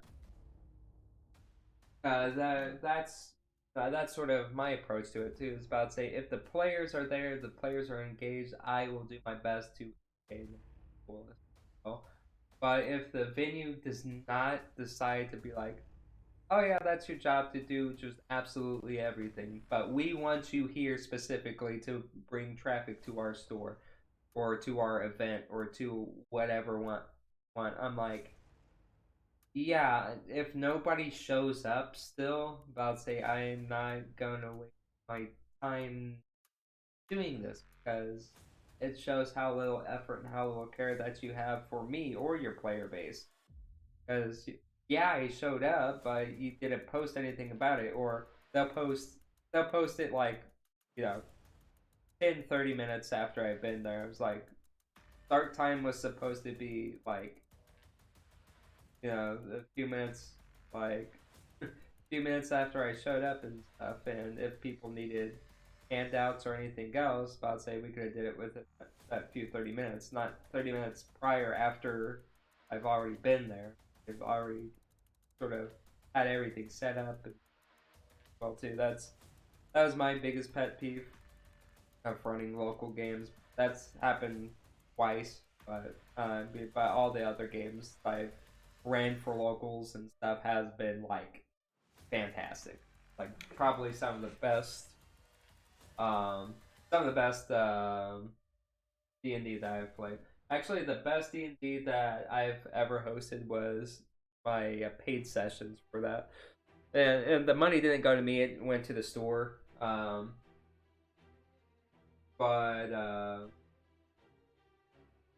but yeah, about to say when people actually uh, people tend to show up a little bit and attention. They don't want their experience tarnished by somebody goofing the hell off because they pay want their, especially if it's sort of custom tailored for them. I'd say sort of sort of indicative to sort of make sure that you are a custodian of the hobby space. Not to be like, hey, you know, it's like I've worked all week. I'll say this is my only time to really relax and to have a good time and to have fun. Can we tune it down with a good off just a little bit, wrap it up a little bit? Because I've had people do that at the table. Didn't even have to say anything. Like, yo, I paid money for the seat. I'd say just because you don't care about spending money for your seat and all that doesn't mean everybody else doesn't care about theirs. Like I've had people, good on them because I really do. Everybody's time is very very precious as well too because we really get very little of it. I'd say, but yeah, I'd say that's a thing too. I'd say because I do believe in fun. I'd say when it comes to deep stuff, but when people cross the line a bit, I'd say it can be. I'd say it can be aggravating for the party. That's that's like the same thing with when be disruptive and all that, or be like, oh yeah, I'm just gonna pour poison into everybody's drinks and stuff. It's like, you got a poisoneer's kit? Nope. I'd say, like, did you make a sleight of hand? Nope. Did you make a stealth? Nope. Then you don't do any of that shit. But yeah, it's I'd say just people trying to spoil fun, especially in a public setting. I'd say is honestly, I'd say I think I've had more shitheads on, I'd say, playing on Discord than on real life. I think I've only had like one random shithead that tried to get one over me with a few spell rulings as well too. I'm just like, no, especially with command. Yeah, people like to abuse the fuck out of the spell command because it's like, oh yeah, I get to I get to say one word and they have to follow whatever I do. It's like within stipulations. I'd say it says it right under the text that they can't do anything to harm themselves or harm any of their allies. So they can't.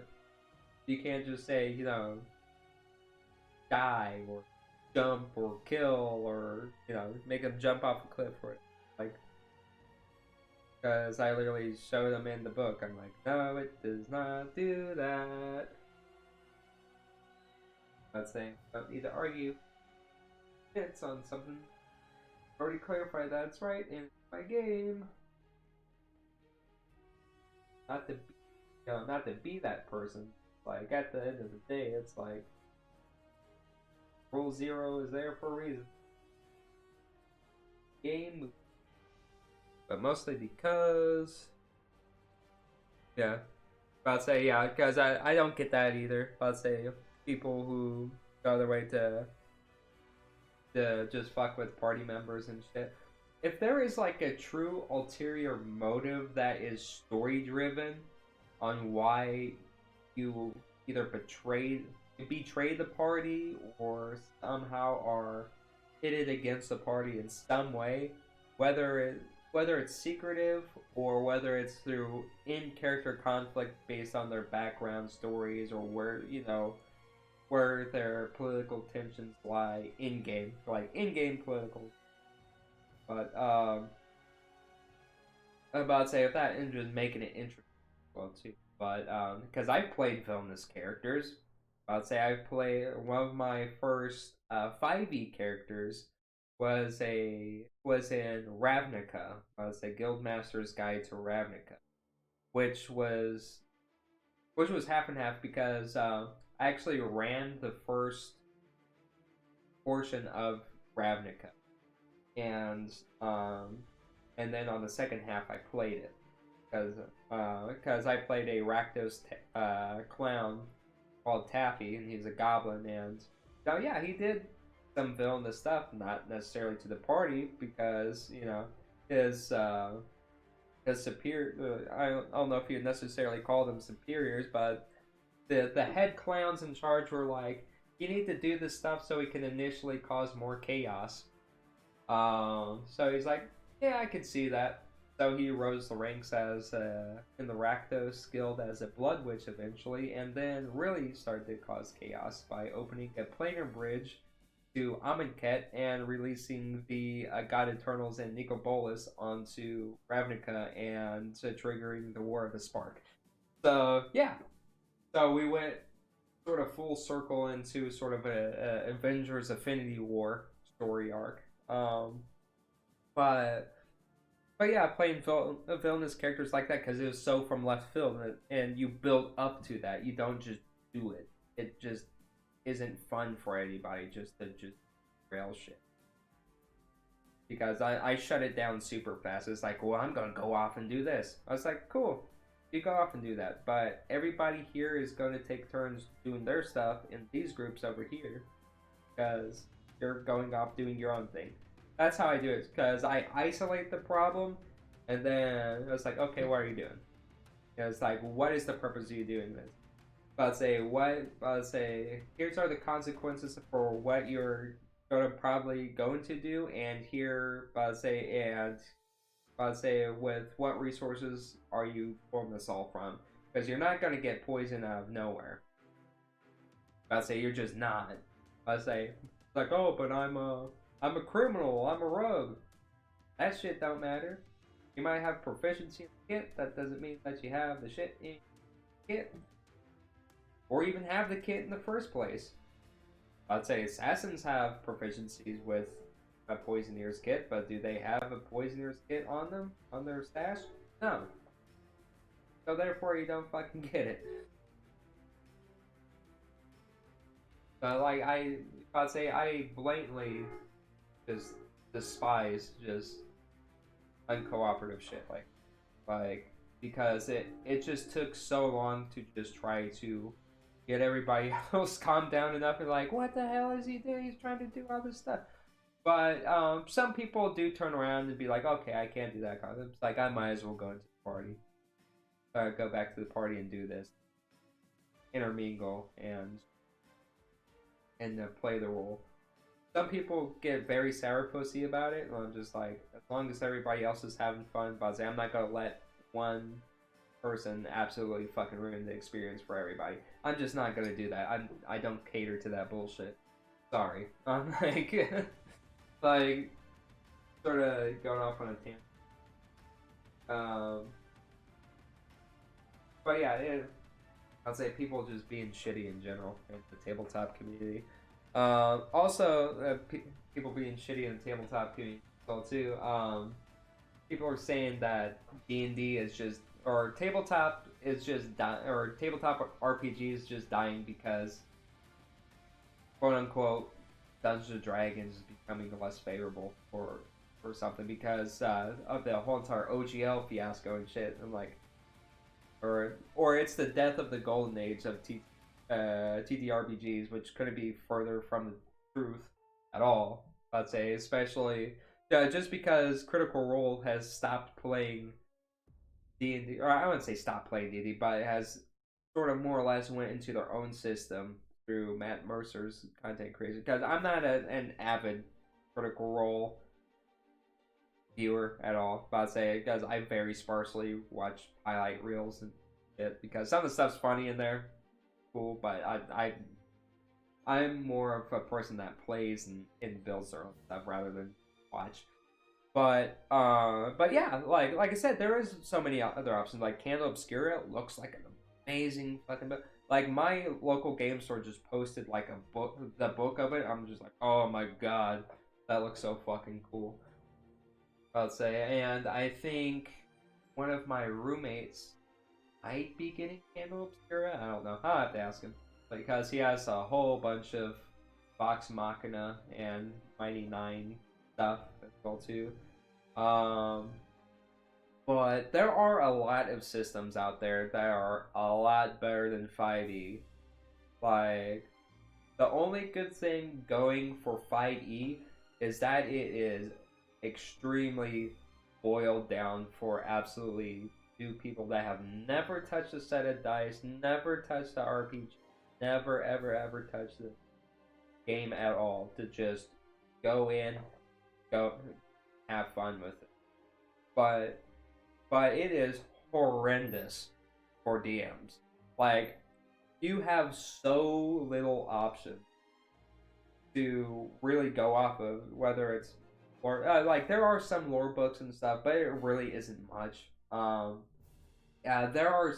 Let's say it took us Xanathar's Guide and Tasha's to really tie in all the loose ends to a lot of the different shits in 5e for a DM, especially with the CR rating. I don't think they even still included the official rules for surprising, because that shit's still in the D&D Next, which is beta 5e.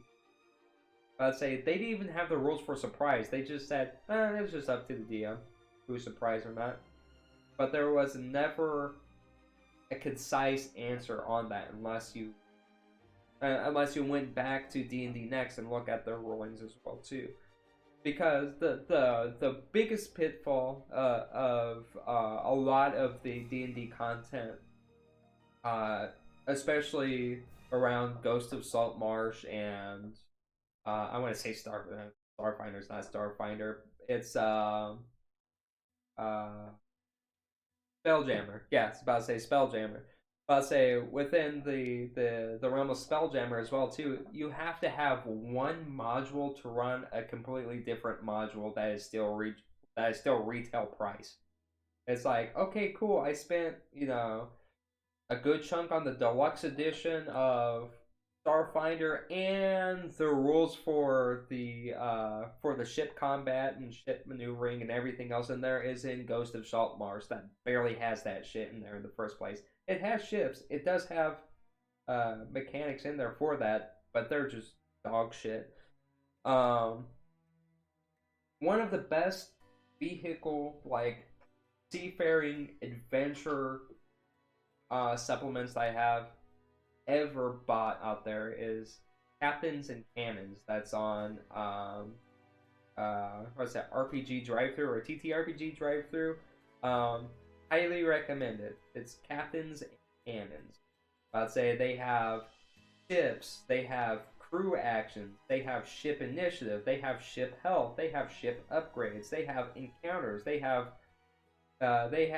like their encounters scaling from turbulent weather, creatures, pirates, imperial navies, scaffolds filled with goblins, you name it.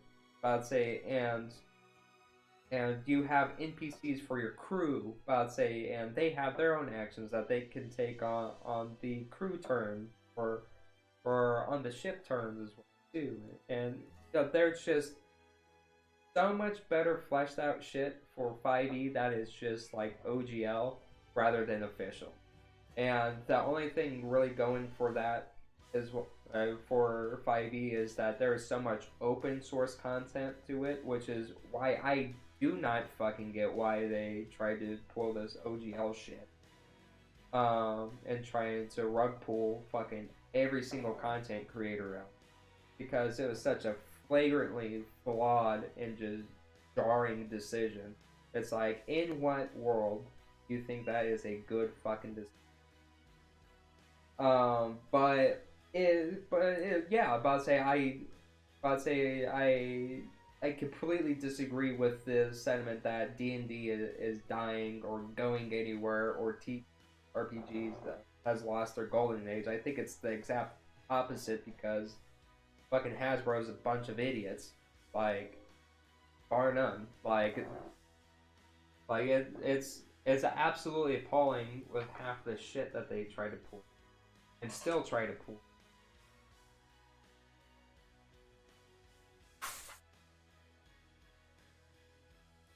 And to think the same fucking company that sold lawn darts and marked a whole bunch of kids would still be in fucking business to this day. It's ruining D&D. Who would have fucking thought about that? Like, who would have who would have thought about, say, the recall king of toys would ruin D&D? I mean, I would say ruin, but I'd say I'm enjoying D&D, but I'd say, but sort of leave a bad taste in everybody's mouth about D&D. Too true. I will say that. How about that? Well, that's a more of a well processed and definitive take, because by no means should D&D be ruined for anybody. But we're next here.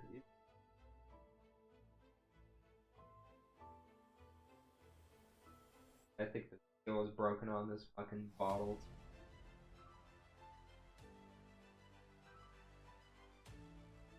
I'm gonna play surgery for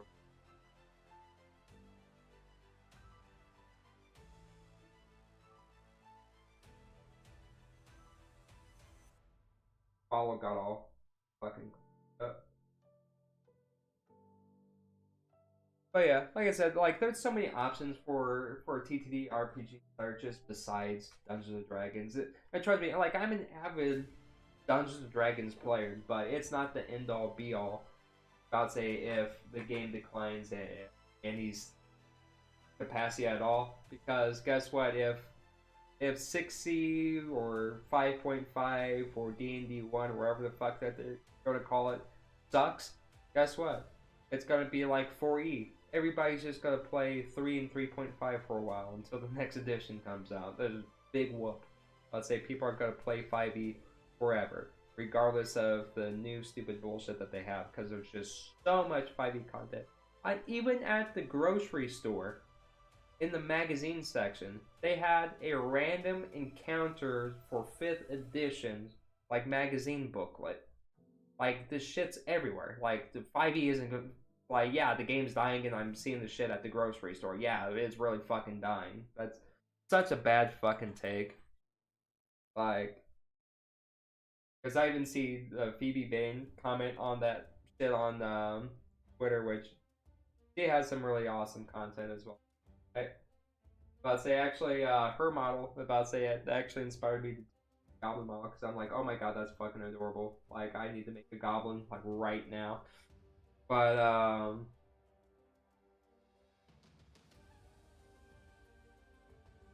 yeah, what I'm doing right now, it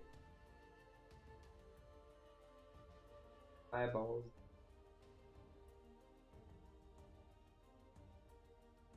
about the same. Yeah, about to say brushes about the same. Lewis, oh, but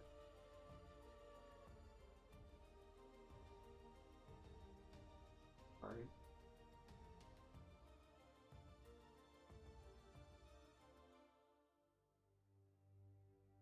Oh, it's Phoebe Bain. She is a Goblin VTuber as well too. She's on Twitter and on YouTube. I don't know if she's on TikTok.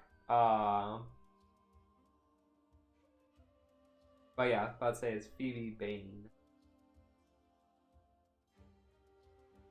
I'd say if you ever read some of the comics and stuff from Melissa Belladonna, I think her character actually for comics as well too, because that's actually where I first seen Phoebe's character and stuff, and I was like, oh, that's so cool.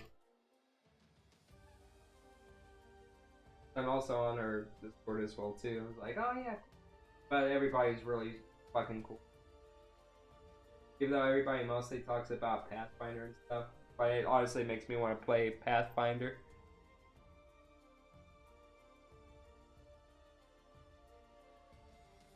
Because I used to play a bunch of Society in college, so I was like, oh, that's really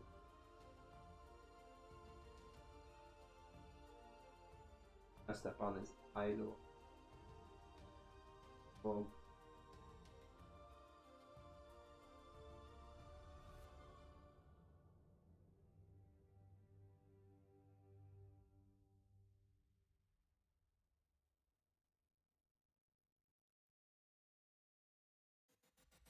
everywhere else but the eyes. Yeah,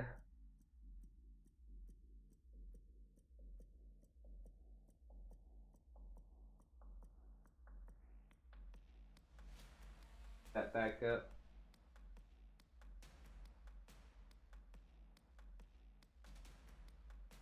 I might actually go back to this with the other Pathfinder Goblin.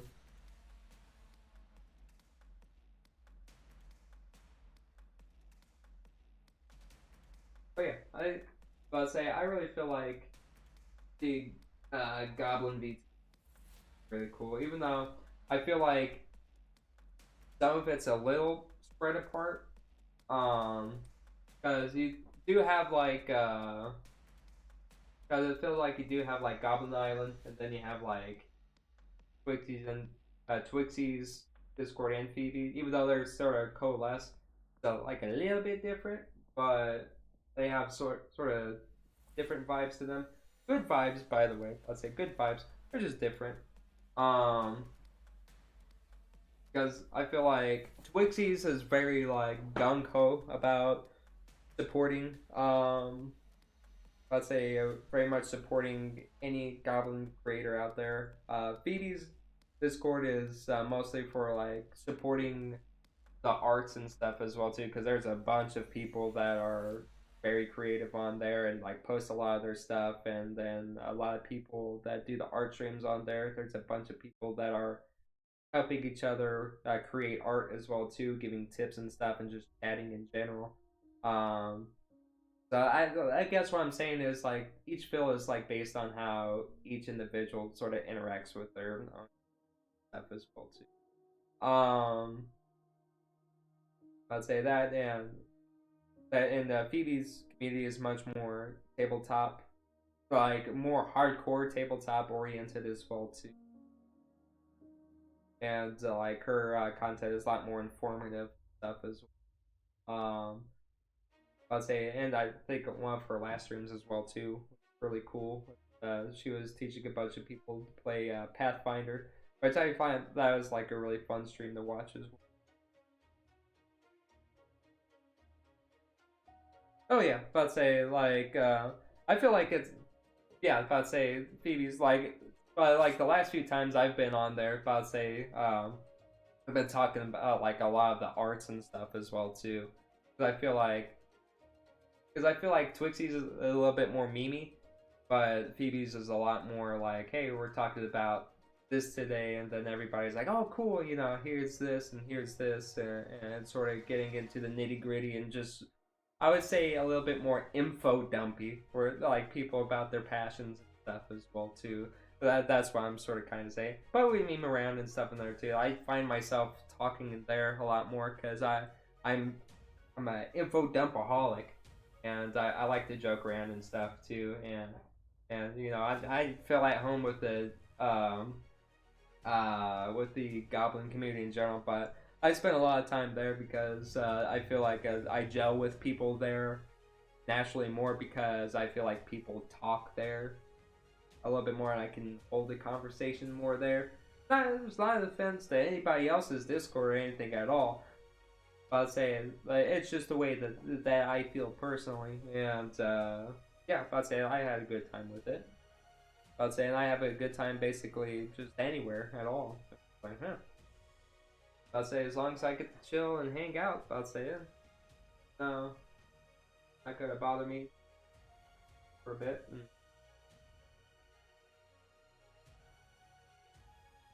But yeah, all the Discords are fun. Like I'd say I ain't gonna rag on any because realistically, Goblin community probably has to be one of the most I'd say pretty much one of the more well kept and well kept after communities I've seen, like any type of creator space and such. They are very adamant about having a drama free, bullshit free environment, which I can appreciate. Like which I really do. But I really do appreciate everybody's sort of a conviction about keeping like a really solid community. Um because it is important. It is important to um about to say to be the custodian of what you really want to keep sacred, you know, and sort of that type of speak, I should say, of keeping things sort of amongst it, sort of really snuffing out the bullshit. Because yeah, I was about to say with the creator space and B2B in general, I feel like it can get very toxic really fast, but I have never really personally experienced that yet really the Goblin community. I'd say I really haven't. Everybody's been um but it's but yeah, it's such a different shift and a different pace for what I was dating or even planning. I hate doing eyes on these. Like, I'd say the eyes sort of look a little scuffed. I'd say, and they're like, ooh. I don't know if you could see that from there, but it's like really bright. But yeah, I'd say I like I said, like I know I keep rambling on and on, but I'd say I really do, just appreciate being here. Um, I'd say just being able to paint and just chill out and stuff as well too. And I could go off about stuff and just and go on and on about different topics and stuff in general. Um, Especially with streaming because I'm just that type of person that is just goes on and on. Sometimes it's rambling. It goes on and off about the same thing. But I try to do my best not to ramble too. I'd say if I can help. I should say if I can honestly help it. But it but yeah, I really do feel like the community has been much more of a positive than anything else. Um, but yeah, it is sort of really surreal to talk to people and all that, and that have sort of a following and and sort of be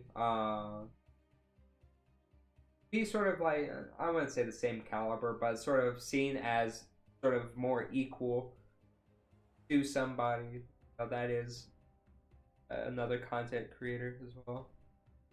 Um, but yeah, it's hearing be hearing beings talking. Yeah. Um, I was say yeah, that's probably my roommates and stuff as well too. Getting picked up on the mic and stuff. Unless unless that's just the what you're talking about's on the music thing. It might honestly be the atmospheric music. Actually no. But unless you're talking about me rambling, because that just went straight over my head to be honest. Rambling in the background makes things more work on. Yeah, because I'm a big rambler. I'd say what else can I talk about? I'd say music wise. Yeah, I was about to say I talked about music. Honestly, a lot of my music really isn't that overly technical. Even with me being a musician for 20 years and stuff, I would not necessarily call myself a virtuoso by any standpoints because a lot of the music that I do enjoy is very and I feel like it does connect with people if your stuff is a lot more basic, a lot more simple. That's why we have stuff like rock and roll and punk and all this other shit as well too. It's about to say a lot of the rap beats nowadays as well too are extremely simple. I'll say you fire fucking Fruity Loops up for 20 minutes and you have like a whole entire album. And that's not to diminish anything about DJs or anything like that. I'm just saying that the entry is a lot lower, but the impact of it is a lot greater. Because a lot of the stuff that I like is definitely sort of the darker wave. What type of music? Yeah, about to say I'm getting into that. Yeah, what type of music do I listen to? I honestly listen to a lot of goth music. Very sort of I wouldn't necessarily say moody per se because there is actually a lot of happy goth music as well too, some dancey feel good stuff. But I really like the reason why I like goth and the gothic aesthetic in it. It's sort of the appreciation of the livelihood of individuals coming together and making their own individual projects and do it yourself projects, DIY, coming together as a collective and also embracing sort of the darker realities of life as well too, and not necessarily paint life in such a cynical outlook. As you can, about to say you could definitely get that, in a lot of the music as well too. But I think as an overall meaning of goth culture as well too, it is to embrace the dark and not be by it so much. You can really say that about a lot of aspects of about to say love punk, post punk, about to say like I said, goth music because goth fits into the umbrella of post punk, along with cold wave, new wave, which if you listen to new wave and synth wave, like with a lot of the goth music, like if you like the game Hotline Miami, or if you like the movie Drive, a lot of that 80s-esque aesthetic, or even if you like the regular show. I love the regular show. I have a few of the pops that are fucking expensive, but that's besides the by my crippling pop addiction. But besides the point of that, that sort of synth poppy music and stuff really stemmed from the post-punk movement with that, and that's what I like as well too. I'll say, because what's really interesting about all of that and where that originated from was actually a few art movements that I've done college papers on, and didn't realize how really close together all this really tied around. And so years later, I'm like, oh my god, but I'll say all the shit that I like wouldn't happen because of this random shit that I studied in college. I could only find one fucking book for, because the author in this shit of this fucking book was the daughter of one of the artists, and she was an absolute bitch and never fucking messaged me back. And I got a C on it, the fucking paper, and it was really good, and I didn't have the really good fucking source. Still spiteful about that, but she... but I can appreciate what her father did and what she did for the Fluxus, which I'm going into here in a bit. So, the overall movement of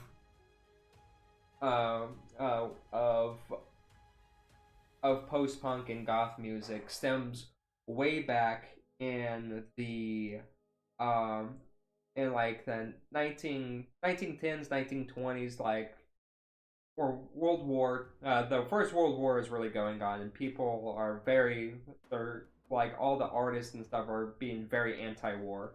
So you get people like Hugo Ball that are making like these nonsensical music poems and such as well too, and people are starting to play instruments, but not well trained or anything at all. It's more of just noise, just making a wall of noise.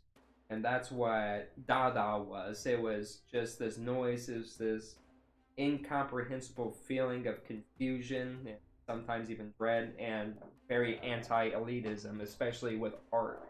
Because art and the elite and everything surrounding money and power at that time very much was politicized and stuff, especially through the war, especially through war assets too, especially true through World War II as well too. A lot of art was stolen by Third Reich, as have not still recovered today, unfortunately, because they looted a lot of objects, especially cult items, but that's sort of besides the point.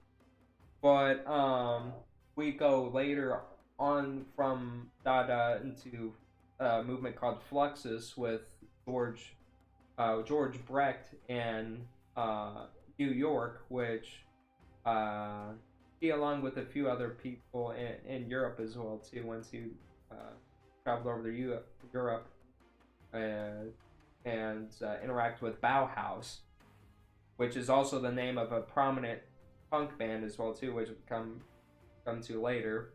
But what his classes were, because he was a trained musician, what he really focused on was the making of music out of everything, I'd say, and sort of keeping away from the elitist aspect to me of making music out of something or out of nothing or whatever. You're just making music just to make music, or making art just to make art. And it's sort of just anti-commodifying.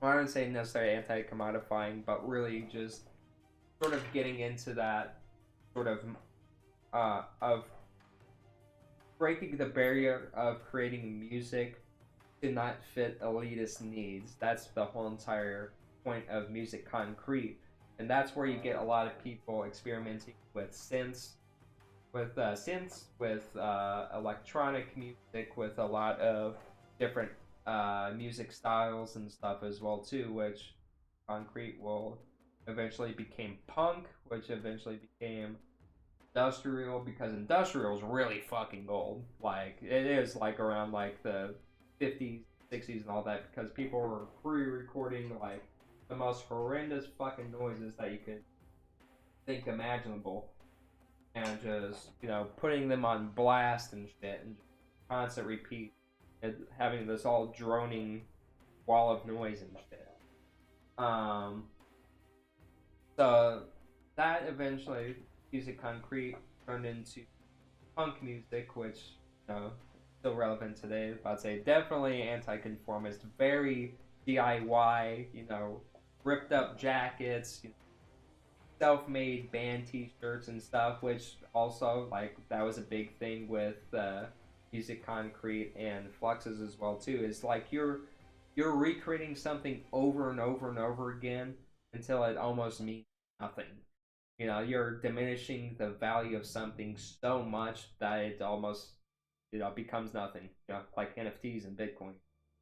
But that really stemmed that type of sort of anti-elitist, sort of anti-establishment, sort of DIY-ness, sort of stems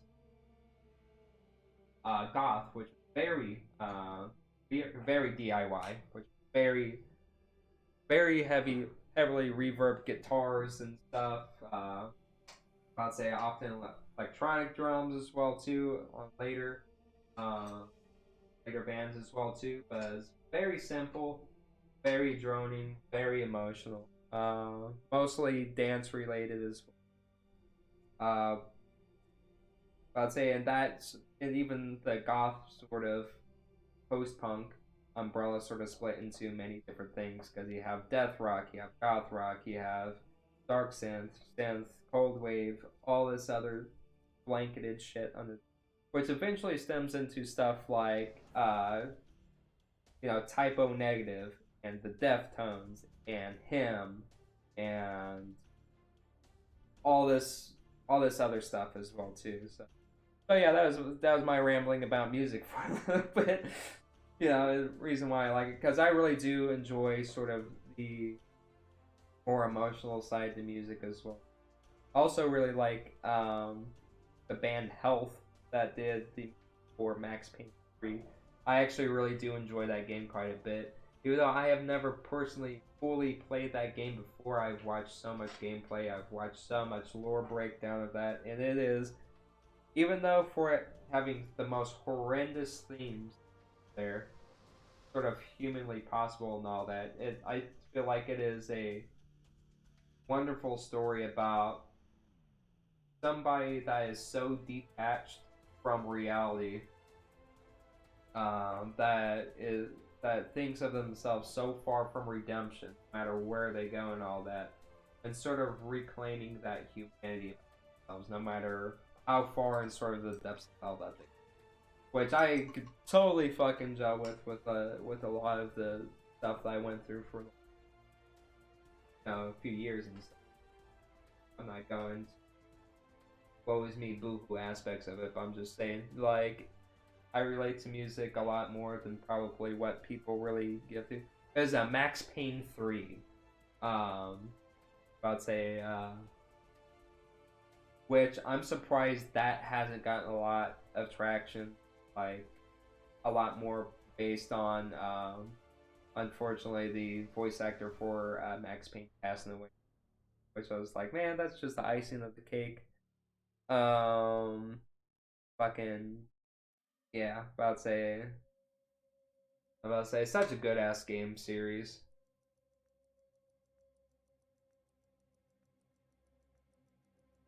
I don't,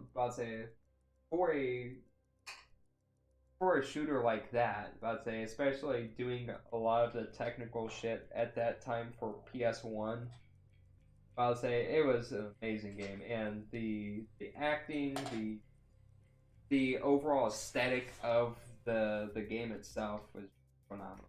I don't think anything else will beat it at all. Yeah, his last game was Alan Wake 2, which oh,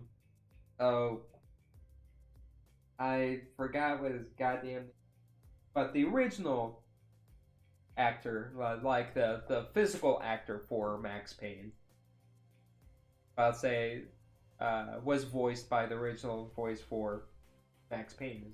too on there, which I thought was really cool because getting the yeah, you literally just said it. It just popped up on my thing. Yeah, that's basically what you was saying. Um, yeah, which is cool because I was like, man, I can't wait for him to.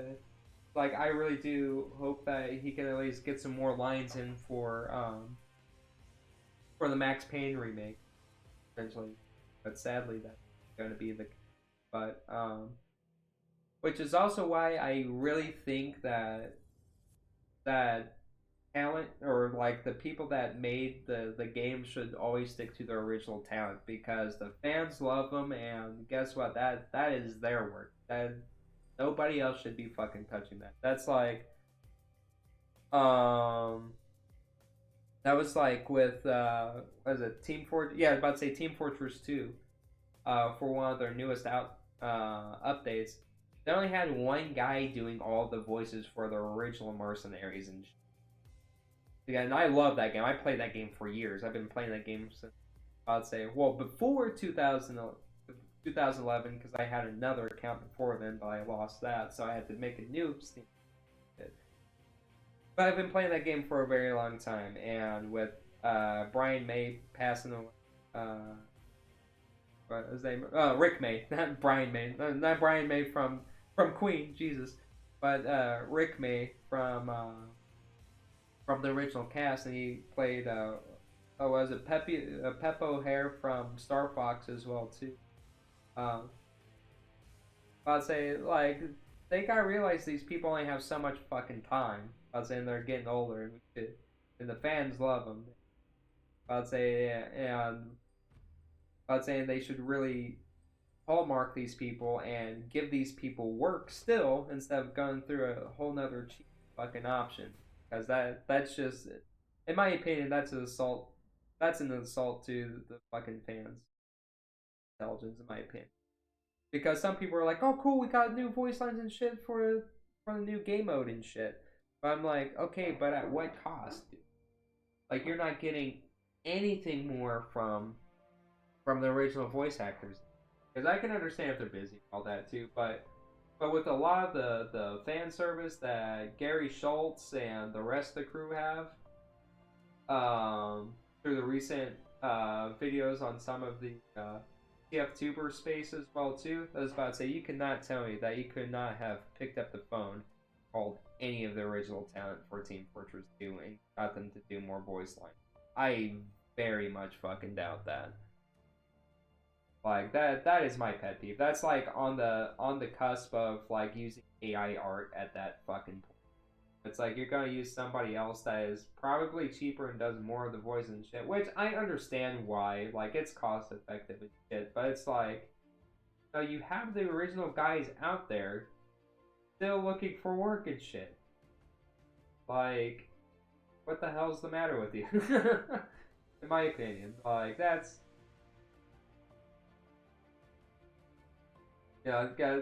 just my pet peeve. It's just, please support the artist. Hey, Roxy, how's it going?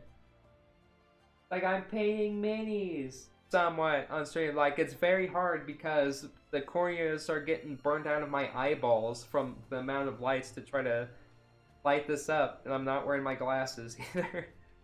I'm not wearing my gobbo glasses, my IRL gobbo glasses. Yeah. But yeah, welcome. And thank you for the follow, Roxy. Yeah, we're painting goblins and all that, but I sort of already fucked up the eyes for my Pathfinder goblins because the paint's so chunky, and I tried to water it down as best I could. And these look very pale on camera, but I assure you these are actually painted. It's just this webcam really sucks. But yeah, we've been chatting up about music and stuff, me and Annex here. About to say, hopefully I'm saying that right. But about to say, we've been chatting up about music and everything else. Yeah. Oh, sisters. Oh god. That's I really wanted Battle Sisters so fucking bad.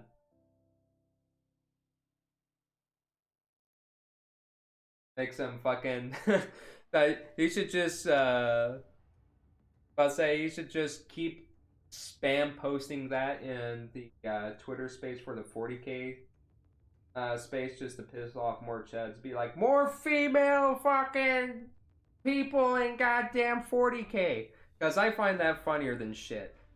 Because you even post up shit from Rogue Trader that there was actually fucking female space marines and all that. If anybody in the community was as in the community as long as they were, they'd fucking remember that. Should be going back to bed. I'll be putting stream in bed. BRB. Okay. But yeah, that's what I was saying. It's like I even posted that comment under your stuff. It's like, oh yeah, I was about to say, why don't you read up on some more 40K lore? It's like actually pulls up the fucking receipts right there. It's like, not that one though. We don't like that fucking fact. It's like, honestly, you should just post that under every single motherfucker on there too. But I'll say until their eyes fucking bleed from it. That's my opinion. Because I just watching these fucking fat nerds shit get pushed in by fucking facts and logic is like, and try to be so contrarian about it. Because yeah, and also to a point too, it also is really sad that they didn't continue that because of the female models didn't sell too well and all that. But you had a whole lot of other female models that did sell well, like in Rogue Trader and all that, because it was a role playing game at that point. It wasn't nearly to the extent of what it was today. Because shit, you even had stuff like Necromundo and shit. Did down at the completely just and the sexism and Space Marine sexism. Yeah, I'll say definitely. Because definitely is because I understand why for the product at the time, why that was.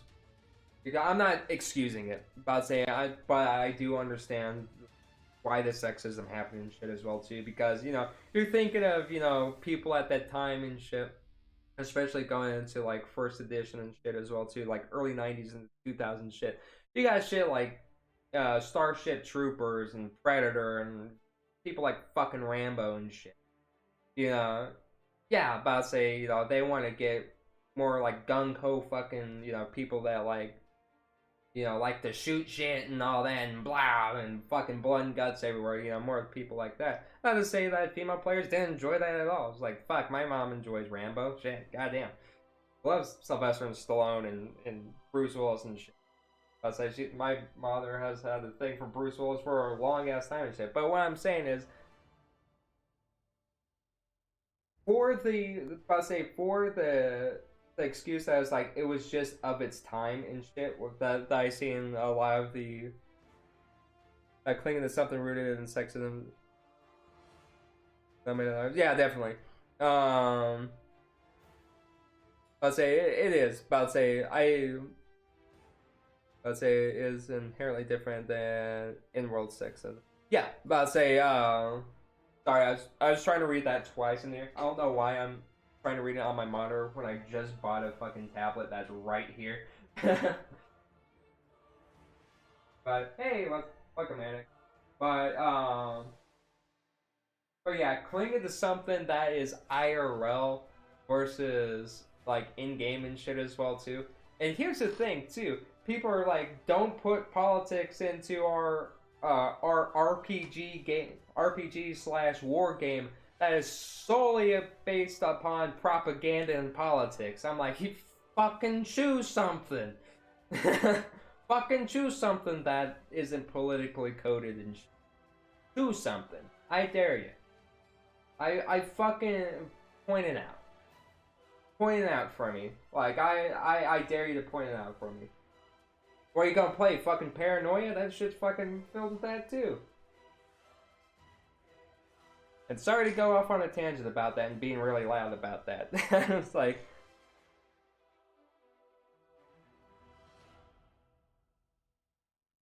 I'd say if the Primarchs and all that were Malapetes, better. I'd say like I can about say like I said, for the time being, about to say with it could being like that, about to say I can sort of understand the demographic and stuff that they're going to, and that way the it was sort of a hard stop in the lore. That way they didn't have a whole bunch of I guess a whole bunch of lawyers at the time be like, nah, we're just putting a stop to that. It's just, if anybody asks, no, but I'd say it's in the lore. Now it's official now. I'd say it's sort of a cop out answer like that at the time, because old businessy types and shit too. I'd say, is it justified? Nah. The gene seed is incompatible with the woman. It's just stupid.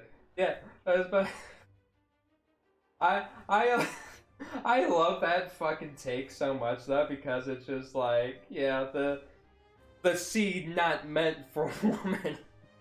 I don't know what fucking contrarian shit is like, the seed not meant for woman, it is too strong. I don't know what kind of fucking alpha fucking mindset that is. Seed would destroy woman. Man seed destroy woman. I don't know why. It's just funny in my head like that because I'm fucking stupid. I don't know why. But I'd say I make just sort of bad takes even stupider in my head, and then just make the most important jokes about them. So fucking terrible. That's like another thing that we talked about earlier was I think I seen you I think you seen me share the original post and then Phoebe's take on the post about um somebody saying that it's the golden age of TTRPGs is dying. It's dying. It's dead. It's dead. D&D is fucking dying. Like, oh yeah, sure. About to say, I just seen a pamphlet at the grocery store. It's for fucking $12. Literally in the magazine bin. I was like, here's a few cool dungeon setups and random encounters for 5th edition TTRPGs. It's like, dude, where are you getting this fucking information from that D&D is declining, or that TTRPGs is fucking declining in general? Why? Because the people that you don't like at your table and shit are finding the game enjoyable and shit?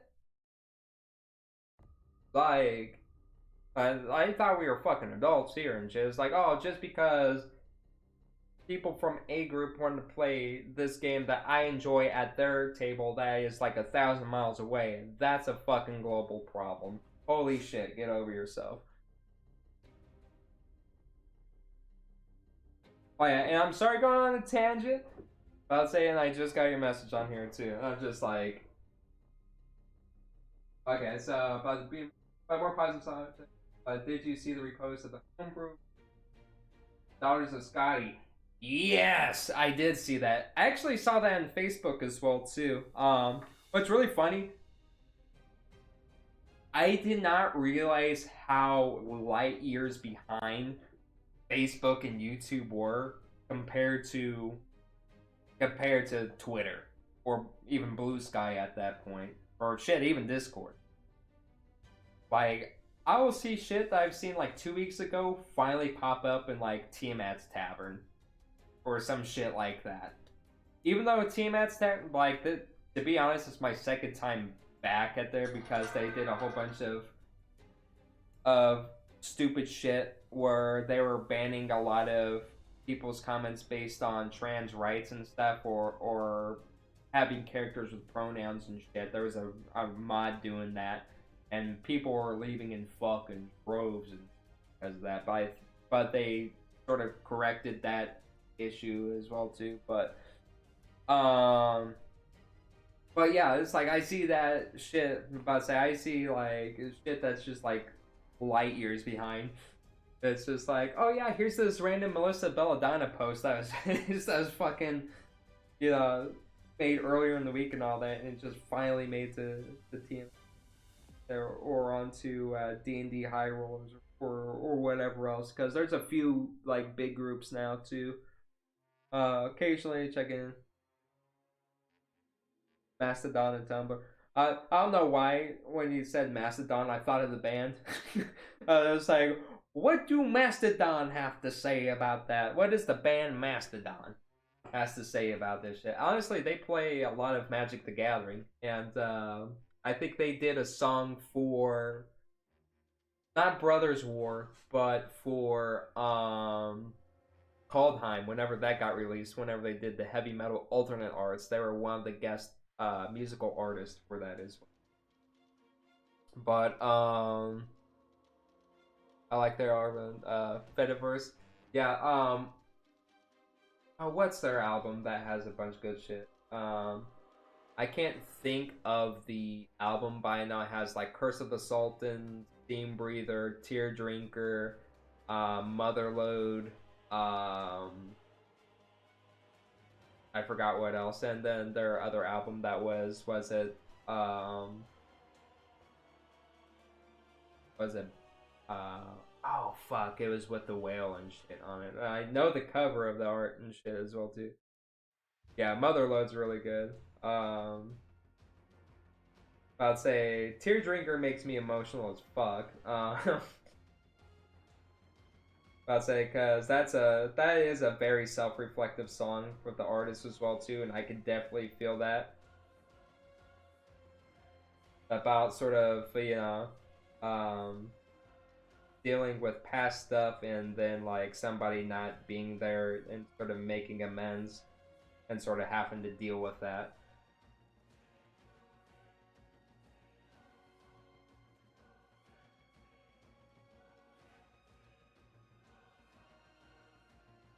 The fire, the 50,000?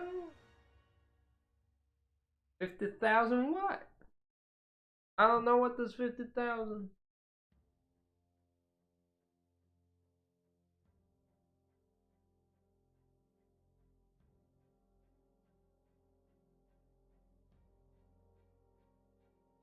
I mean, shit, keep it. Don't tell him.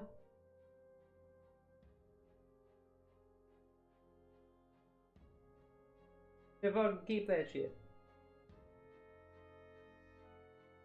I'll say, I don't know what that is conversion to USD, but it's probably more than what I'm worth currently. To be honest.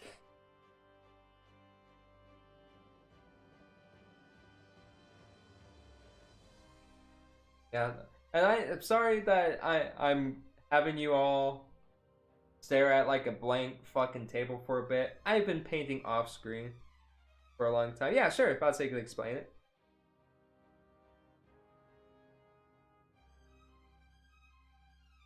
I'd say definitely explain it.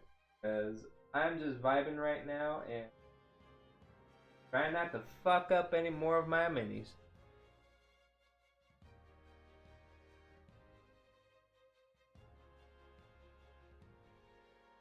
Uh, I'm just incredibly fucking stupid. I'm sorry. I thought that was some shit. When he said Samoleons, I thought it was some shit from like Samoa. Like I didn't fucking know, man. Like, stop yelling at me.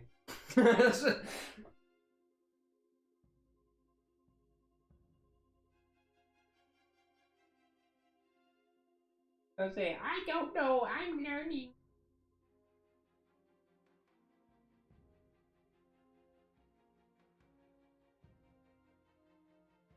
I'm making this as dark as possible here because this is sort of going to be like a blue fiery effect on here.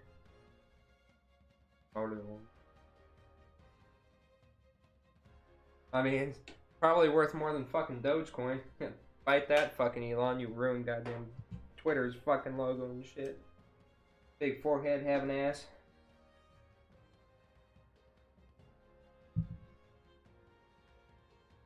I'm gonna have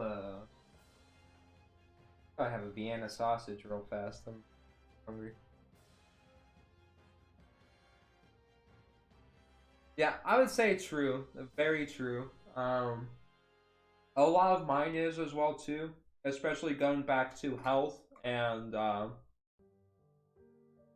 band health and a lot of the varying artists from Hotline Miami especially Perturbator, about to say Carpenter Brute, Scattle, Magic Sword. So many more artists on there. One of my other favorite OSTs. I have to say Skyrim. Skyrim has a beautiful soundtrack. Even the ambient soundtrack, absolutely, I love it. Always a comfort game. I honestly have not played that shit. Probably believe it or not, I started a new playthrough. Sort of throughout the week my daughter was born because we were still in the hospital and stuff. And yes, I am a parent. Yeah, but I'd say, if you didn't know, I'd say I do have a little Gabo family. And they all drive me fucking it. But I love them for it. Oh my god, I inhaled a fly. Oh god. I'm fucking dying. Ah. Oh god, that was horrible. That was horrendous. Oh my god. I just fucking swallowed the fly alive. Oh my god, fucking tears. I'm sorry. That completely fucking derailed everything. Nah,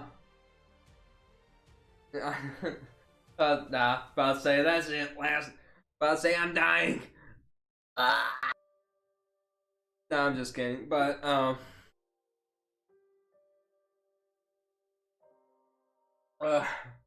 that was fucking horrendous though. Because there was one flying around here, and of course, it was as soon as I inhaled it, just went, and I was like, oh god, this is live. But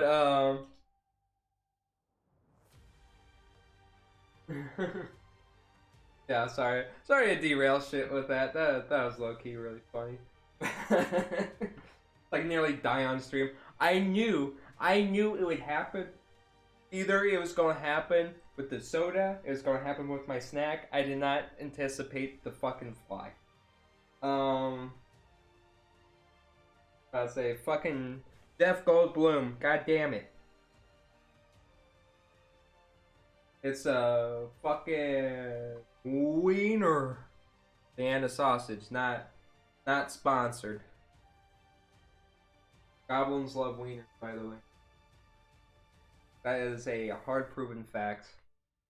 And you can fight me on that.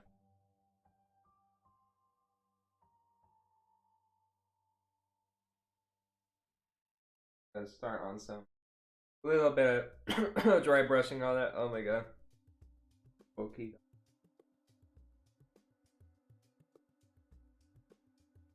So what this is going to do is going to re-highlight a lot of this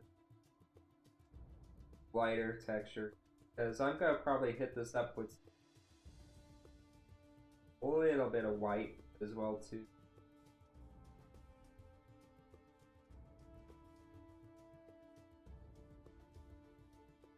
I am by means a professional. Oh. What we're trying to do, some of this texture highlighted on. Which I love doing the, hey, what's up, Goblin Burrows? But, yeah, painting some gobos on the stream, and thank you for the follow. Thank you so much for the follow. I'll say I do appreciate it. Every little bit helps.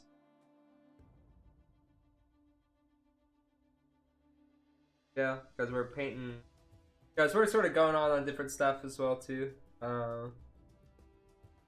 Being a parent, but I'd say the TTRPG space. Yeah, I'd say it can get a little rough from time to time, especially with scheduling and stuff as well too. But it hasn't been.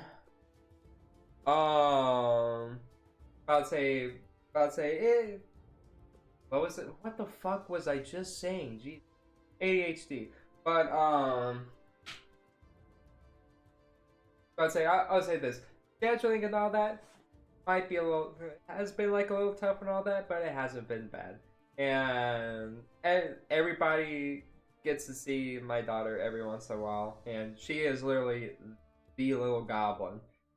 I mean, dude, like everybody's like, "Oh yeah," I was about to say, "Here comes the little goblin," because she looks almost exactly like me, well too, and she growls quite a bit and just chases everybody and gets into everybody's stuff and tries to steal everybody's dice. So she is a little dice goblin, which I honestly needed to post a picture of the sign that's outside of our door because we share sort of like a dorm apartment space.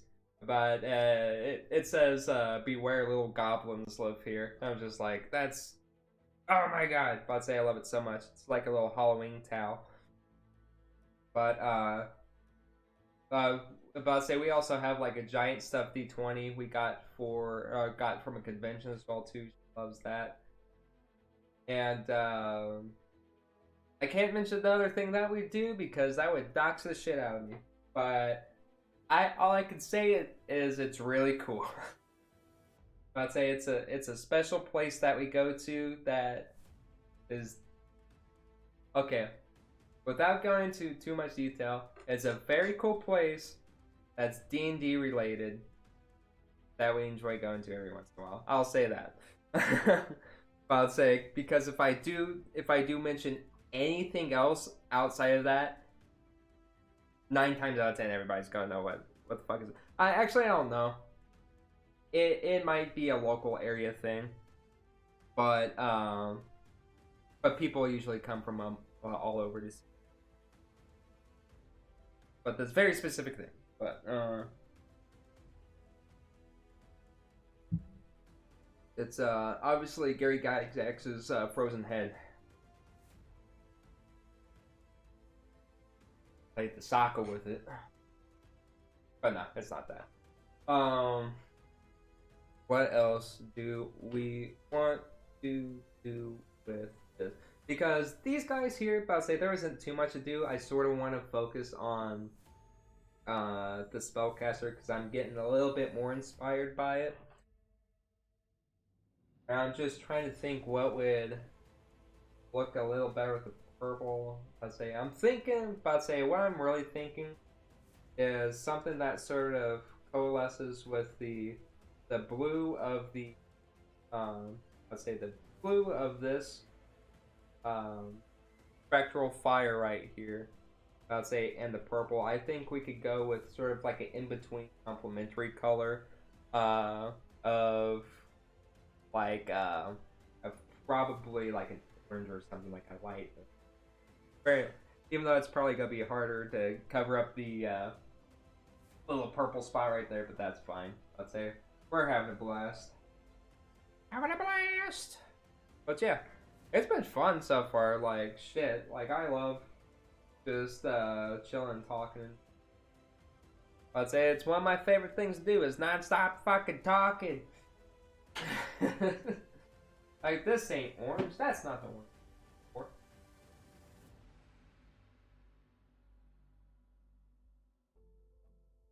Right. Take off. But oh yeah, definitely. About to say, and I enjoy the company. I enjoy the company, and I think this bottle it was fine. But yeah, also one thing about anything relating to yellow, whether that's I'd say green, probably not, depending on the, but definitely yellows and oranges and stuff are really transparent. So it is they are notably just extremely fucking hard to paint. Like, oh my god.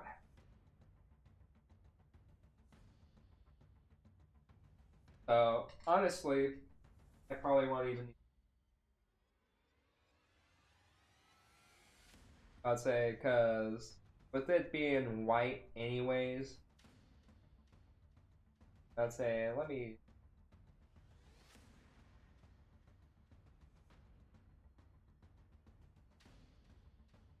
I don't.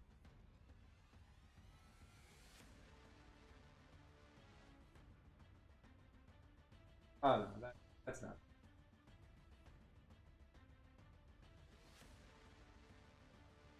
Uh, that's not too bad of an orange. I might hit it with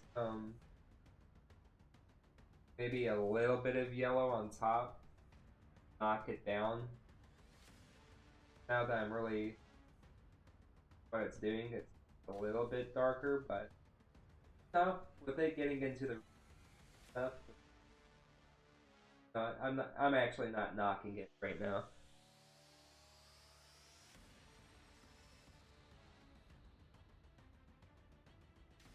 Keeping it. Gotta get paints for the sisters. Yeah. Because I think you're going with I'd say, did you go with the was it the combat patrol?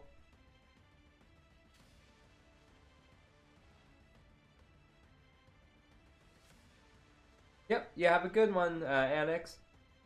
But yeah, thanks for stopping by. But yeah, because I think, but them it's like mostly, because I'm trying to think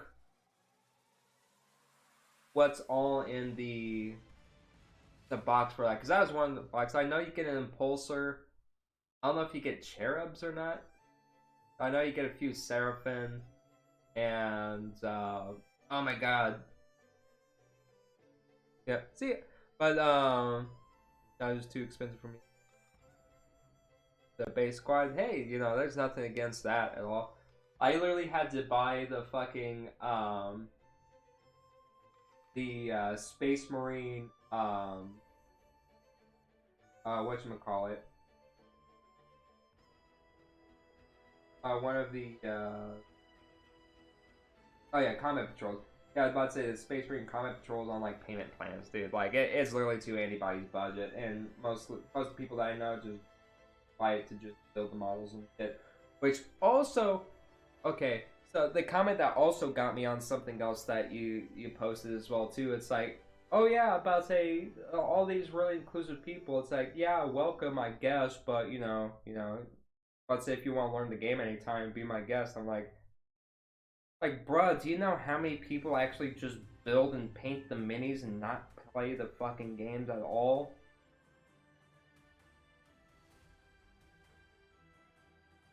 Like kid bashing to the female chapter. Honestly, I've seen that a lot, and like it's really fucking cool. Like there's been a lot of like sister marines and shit that look really fucking cool.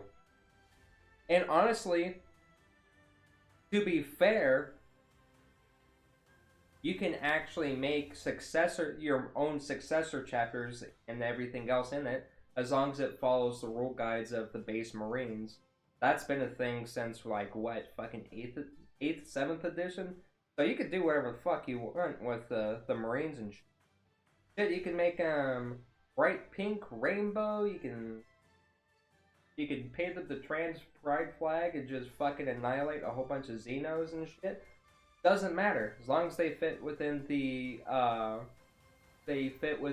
specific like sub chapter of some other like actual main chapter unit and all that. You can do whatever the fuck you want, and a lot of tournaments and all that are like really are into kit bashing.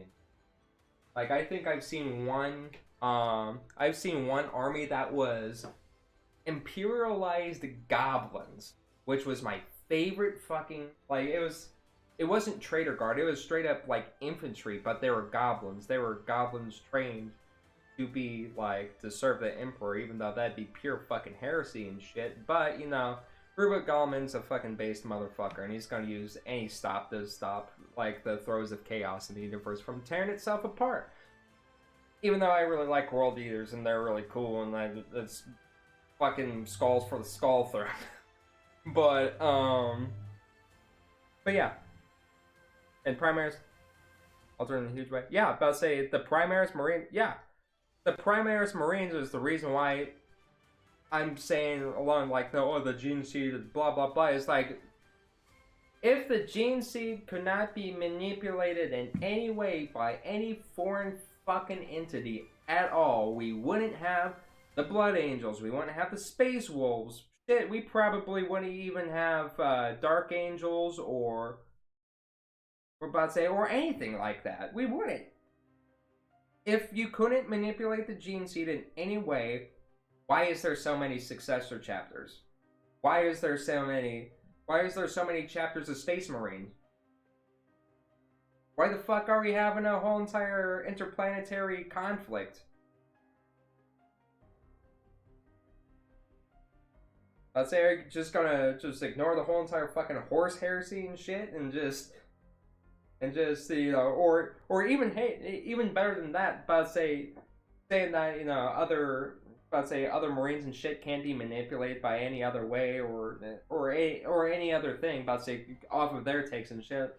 It's like, why do we have Chaos Marines? Why do we have the Butcher's Nails for the fucking World Eaters and shit for the new shit? Like what kind of fucking take is that? That you can't do that. I'd say it's like, well, that's not possible. It's like, I thought it was called science fiction, not science fact, you fuck.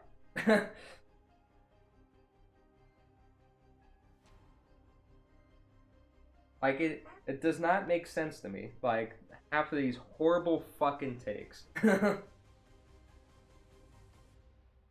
And to be honest, I haven't even been in the game for that long, and I know half of this shit. Because I've actually read.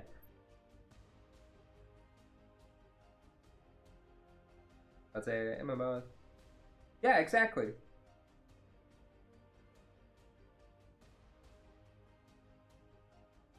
Like, it's like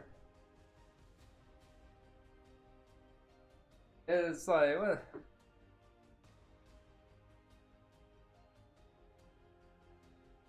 Yeah, because it's like, okay, so honestly, I don't know how Rogue Trader is now.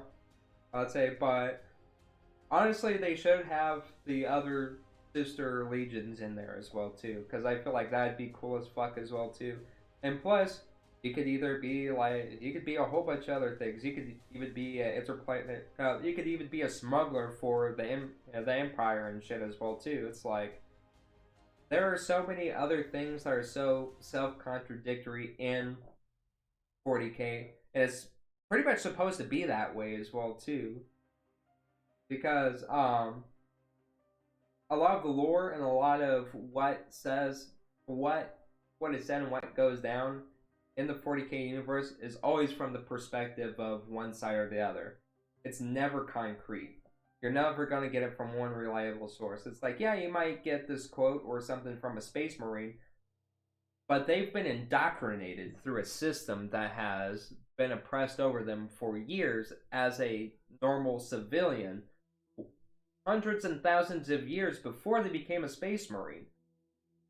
What is their perspective compared to a traitor guard that has been just left on fucking Krieg or shit? Like, as a prisoner and shit, of one of the most inhospitable planets in the fucking universe. Do you think he's gonna fucking serve the Emperor and shit? No. I'd say, because everybody's perspective in 40K is different from each other's. Everybody's principles and morals different from each other's. Everybody is right within their own right, and everybody else is wrong within the perspective of that as well too. Yeah, exactly. Like even Goldman. Yeah, I was about to say Romain Goldman. About to say, even though it's like, about to say he's a master tactician for a fucking reason. Like, about to say even like, about to say, sorry, about to say I'm having like a fucking brain connection, but for a reason, not to mention.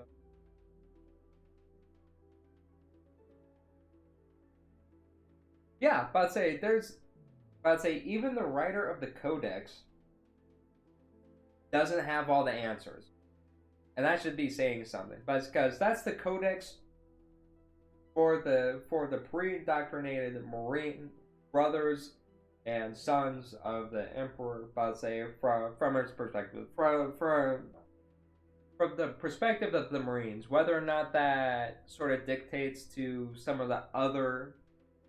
um, some of the other factions in Warhammer, because it sort of loosely bases off it, but they're just hardcore to the teeth about it.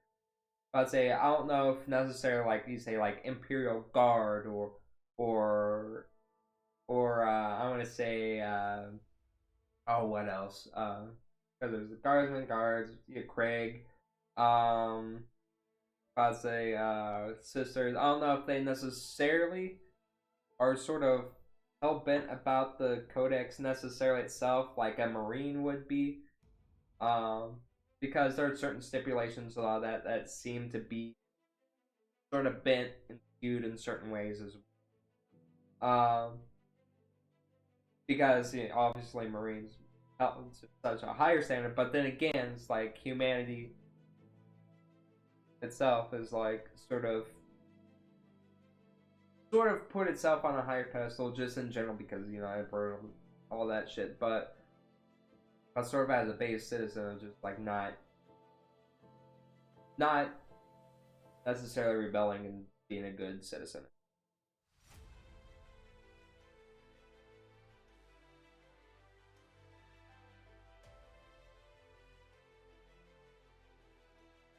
Oh yeah, I actually fucking forgot. Pretty good. What did I say?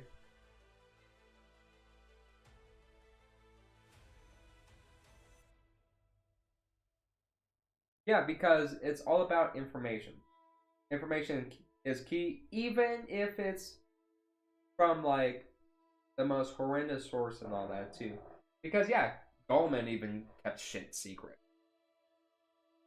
because it'd be his ass as well too. And not only that, but say think of the amount of chaos that would bring that Gallman dabbled in heresy. What waves would that shock through? Like not only through the rest of the other chapters and successor chapters, but through like the Imperium itself. Is be like, holy shit! Like we all going fucking down. But I'd say that would have been some wild shit.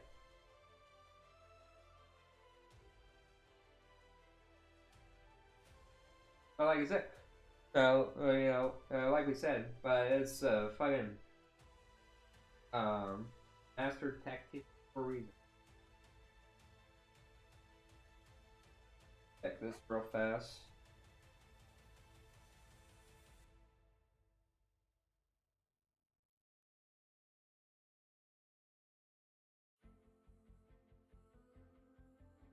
Sorry, I was just checking my messages.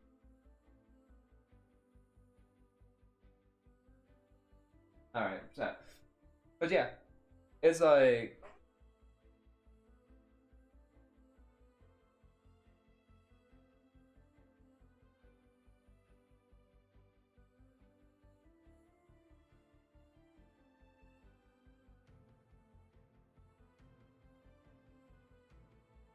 Yeah, that's a possible.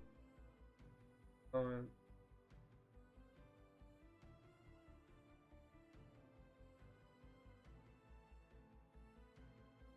yeah, because that's like a thing. It's like. It's not even necessarily. Man, it's not necessarily the overarching story. I don't even necessarily think it is supposed to be man versus chaos necessarily, or even necessarily man versus nature within itself, but sort of like almost. Even though even we've already had sort of the man versus man aspects of this, and this is an overall saying like man versus man, as in like the story descriptor, all that, not necessarily just the gender man versus man and all that, brother versus brother. I'm just saying the Imperium of man doing its best to survive against the throes of nature and the mistakes that it's made itself as well too. Um, because it is dystopian, and dystopian stories, especially about the future, never predict anything. They always they commentate on the past and the present, and sort of on what we, I'd say, what we are embarking and how it might end up. Especially when we come to things like dogma or propaganda or politics or the us versus them. The But I'd say this isn't right because some deity in this book that I happen to worship or whatever told me it wasn't okay. Or it's very much us, but put to such a fucking extreme.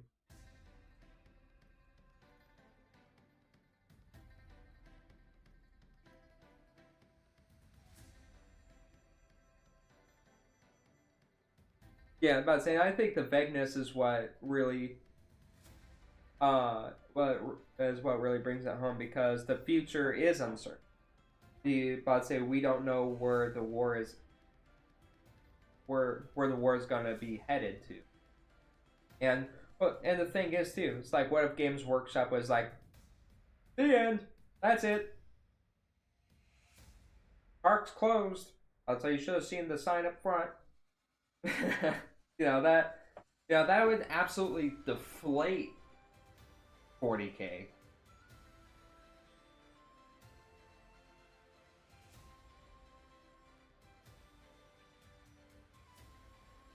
Because that's the thing. That's like the will of the will of the emperor is the will of man, and the will of man is to survive and persevere over any and all.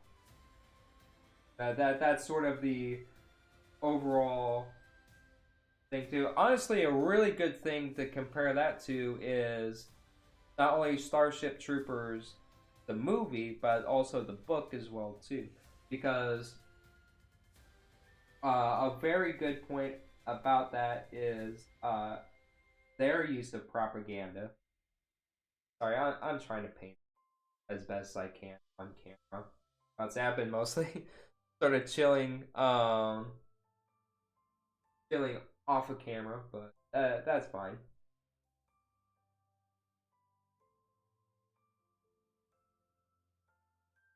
But yeah, it's like I feel like the way that Starship Troopers actually portrays their citizenship and their military and everything else and their propaganda as well too.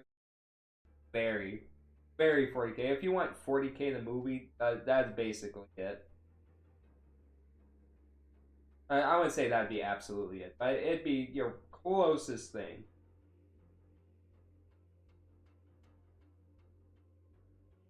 It'd be your closest thing. Um, because I feel like the use of propaganda is pretty, like I said, is pretty spot on with what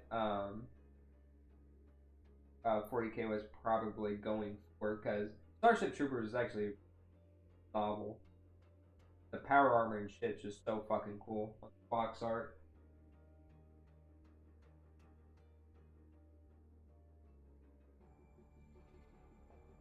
Ooh, my. Touch up the look a little bit. Yeah, because I'm gonna keep touching up the white on that. X-Men. I think okay. Oh well. If I did, I did. But yeah, yeah, I definitely do want to paint my 40K shit as well too. The main problem is me putting it together in the first place. Honestly, that could be a part of stream as well too. I think the weekends are gonna be more for longer sort of projects like this as well too. Because honestly, like I haven't painted to this scale in a while, and you could probably tell because I did eyes like absolute shit on these. But but yeah, I enjoy painting to the normal D&D scale as well too. It's not too bad. I sort of missed the 40K like what was it, like 38 millimeter or was it 28 to 38 meter bases and shit. I forgot, but those are really fun to play. I've played 40K a few times with a few good friends of mine. It was really fun because I have Ultramarines and World Eaters, and they had Death Guard and Tyranids, which I built all of that shit. I probably built upwards. Oh my god, I probably built upwards of probably I want to say nearly a solid 200 fucking mini already. Like I've built a lot of 40K. I painted quite a bit. I haven't painted nearly to the extent of what I built though, because I really do enjoy the whole entire mini building aspect of 40K. It's always been a very fun thing for me. I'll say I I'll say honestly, I completely forgot that my uncle gave me a shit ton of Rogue Trader stuff, like along with the minis that he gave me, and those were some of the original miniatures that I saw him painting when I was like really fucking little. He was like, "Hey, I'm getting a 3D printer. You can have these." I was like, "Fucking sweet!" And I didn't even realize there was like fucking Rogue Trader shit in there, like the original like beak nosed Marines and shit. There's like Chaos Marines. I was like, "Oh my fucking god, this is cool." And then he had some original Warhammer orcs that he painted as well too. A few elves and stuff from Warhammer. Um, he had some xenomorphs and shit in there as well too. I was half tempted to proxy those for uh Tyranids because they're about the same scale. I'd say because I think the actual face hugger miniature is about the same size as a Ripper Swarm. Because I was like, oh my god, I'm half tempted. Either that or just let my friend borrow those for a bit too. Because they're fully like painted pewter, like xenomorph models as well too. They're very beautiful. I'll have to post those on Twitter as well too. Because that's some cool fucking shit. Like I don't know where else you'd be able to find them. Because I don't know if they were just a part of just a miniature set, or if it was a part of a game, or that. I mean, I wouldn't doubt in my mind I was a part of like a sort of an independent game within itself, but yeah, I'd say it's still pretty cool, you know.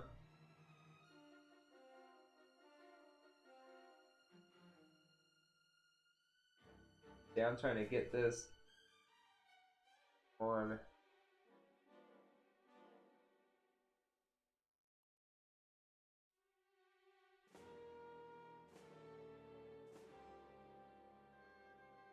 I need to paint the rest of that fucking cloak right there too. Like, I'm a professional. I'd say I honestly don't get professional at all.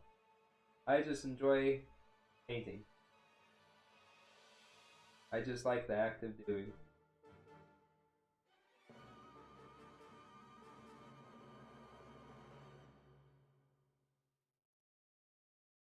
That's like why I like the Ultramarines, because I'm like, blue! They're blue!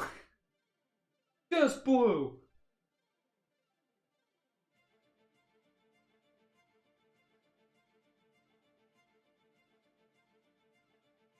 Blue boys.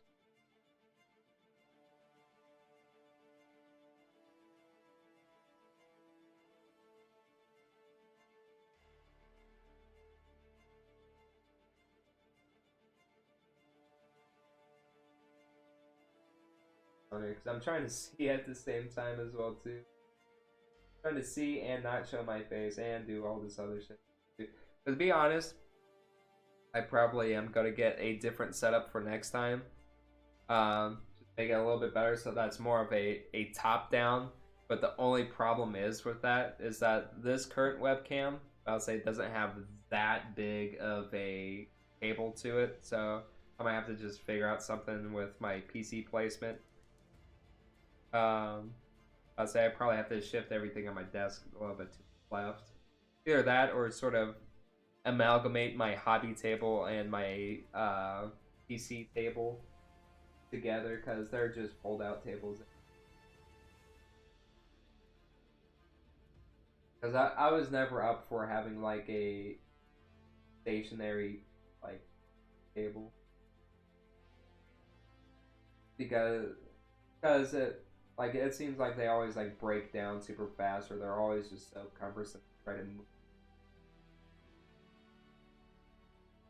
So that's why I'm just like, picnic. Picnic table works. Yeah. Sorry, about to say I'm checking time as well too. Don't want to go over.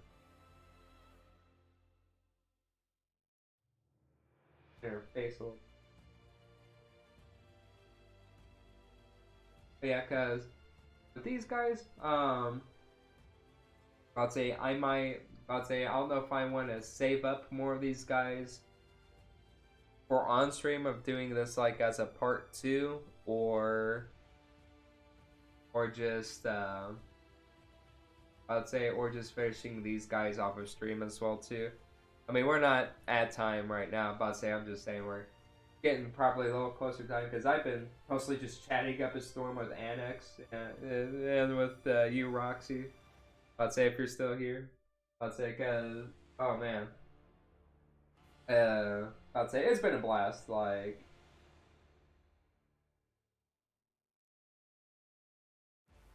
yeah, because you know the numbers don't mean nothing if you're not having fun. Like that's all I gotta say. Because I've been having like so much fun. Because as long as I get the hours up and I get like a few viewers up, I'd say I honestly don't mind at all. Like shoot, I'd say picks up. Don't it don't. I'd say that's all it is.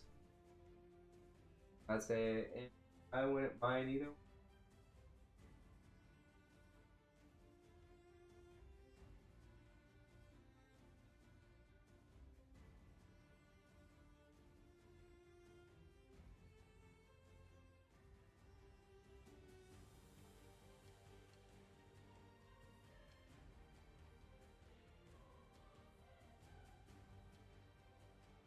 Yeah, because also to be fair, I'd say I've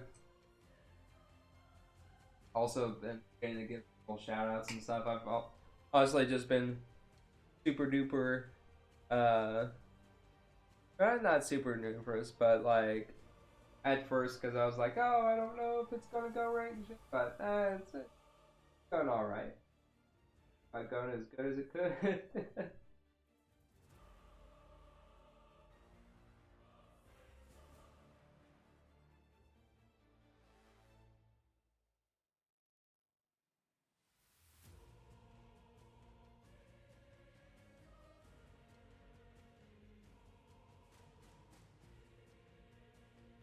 But yeah, sorry if it's like been super scuffed with tracking because I am trying my best just like to bend over and see as well too. It's like a little tough on the eyes and stuff, but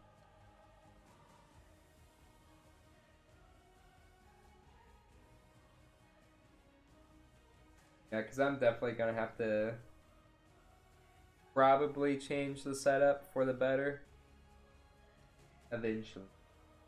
Uh,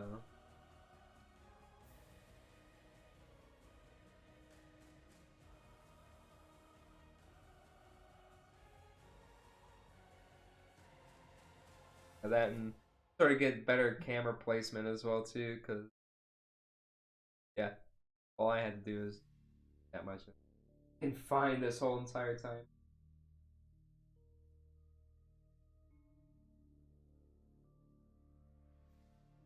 I'd say it would have, but oh well.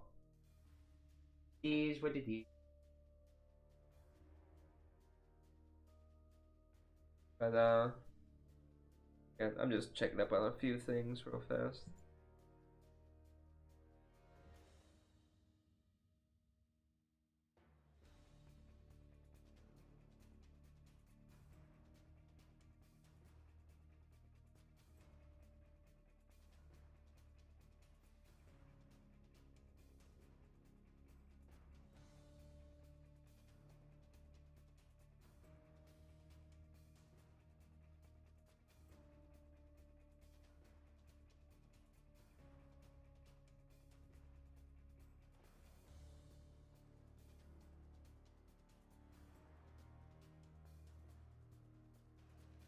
Sorry, just checking a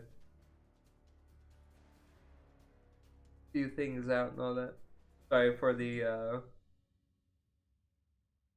sorry for the pause, the short pause.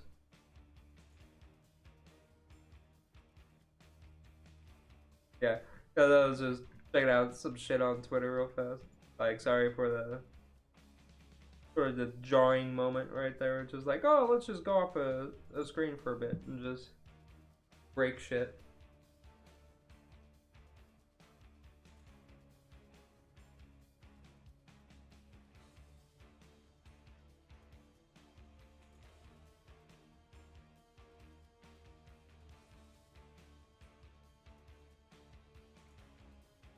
I'd say, is this music still playing? Probably turn. Oh wow, it's still playing. There's a lot on this Baldur's Gate inspired playlist. Like, I'm surprised the amount of music that's on here.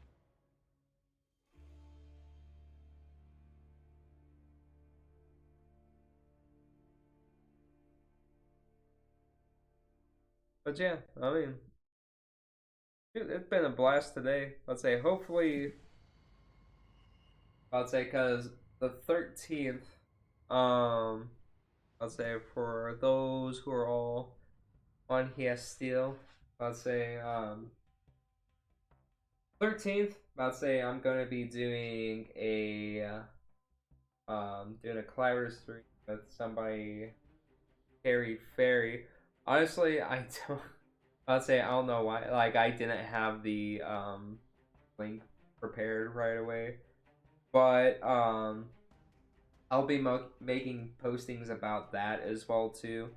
Um, of having our because we're just gonna be reviewing some homebrew stuff, and sort of having our takes. What would make it better? I'd say what would we overall change about it? Does it need to be changed, or is the wordings of it just like a little too confusing?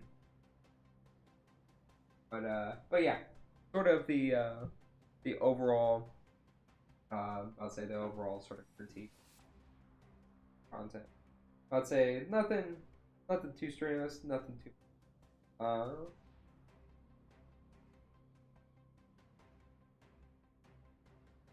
but but yeah.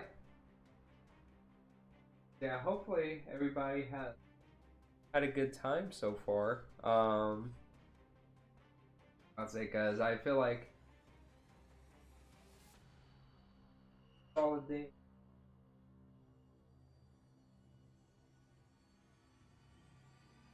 Actually, I really like how a lot of this brown turned out. I'd say because I will have to catch up on this some more as well too. Okay. I barely took a nap today. I'm really feeling it.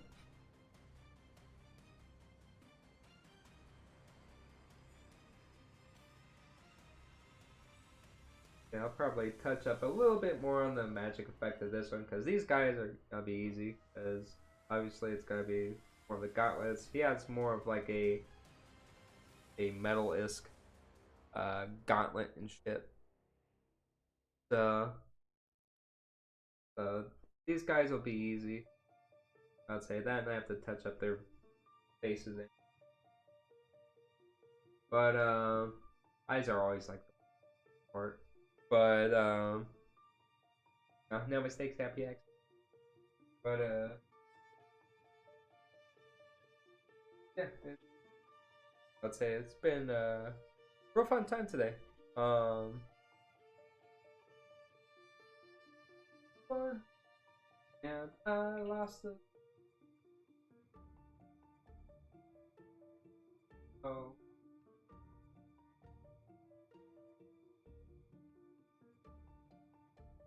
another flat bread. Oh, it's on my desk.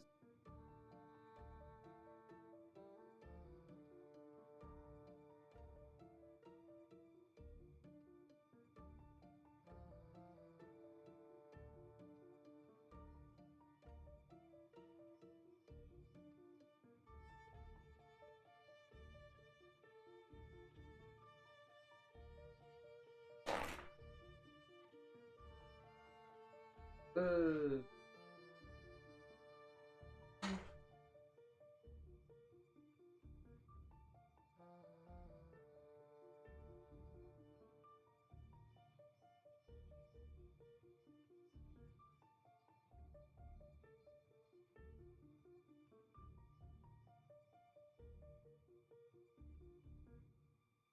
Filling up this white has affected, not turning too bad.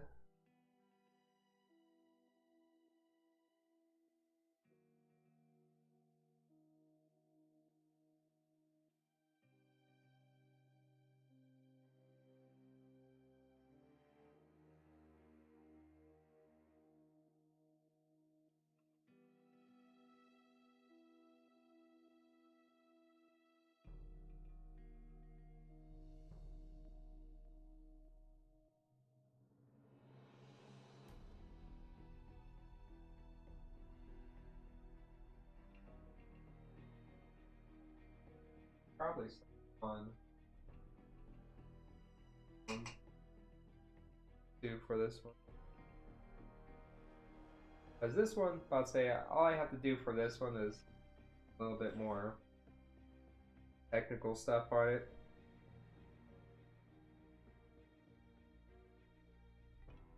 Like I probably gotta do like a little bit more lighting and shading after, or a little bit more shading after I get sort of the main sort of glowy light around here, because that's gonna be gradually building a lot of the blue on there as well too. Oh, my voice is getting tired. But oh,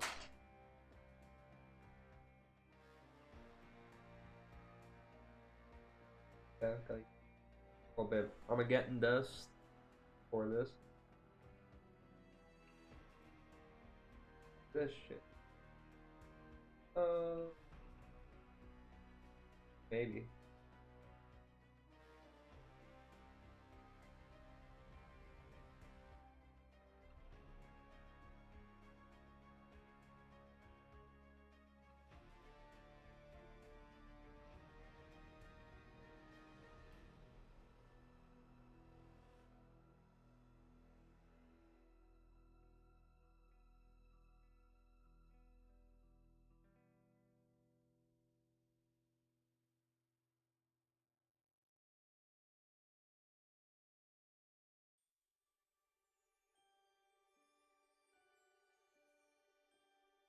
That makes nothing.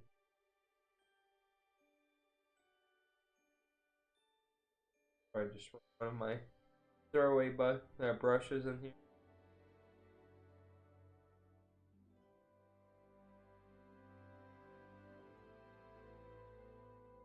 These technical paint.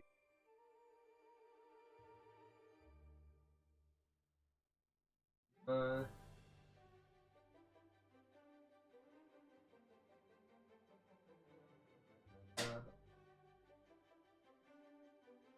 Yeah, this is just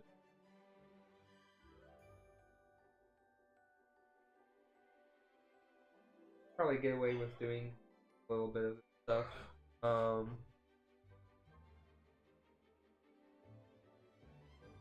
little bit of a finer away.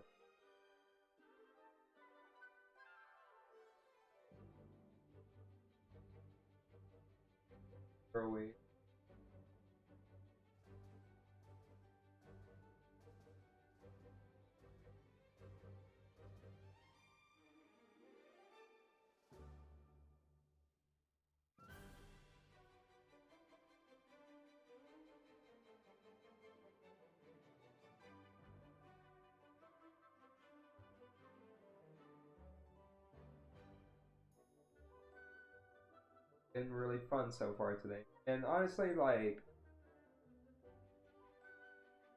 I know a lot of people, like a lot of people, encouraged by the number, all that.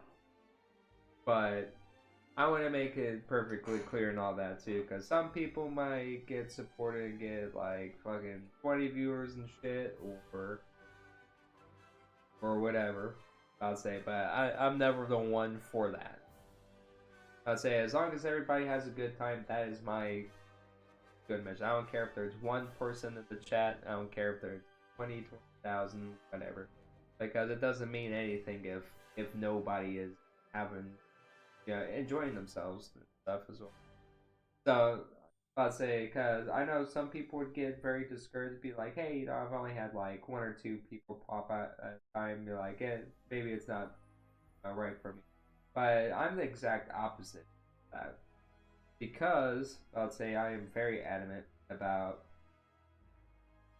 getting to know people and what their interests are as well too. So I really appreciate everybody that really stayed with me.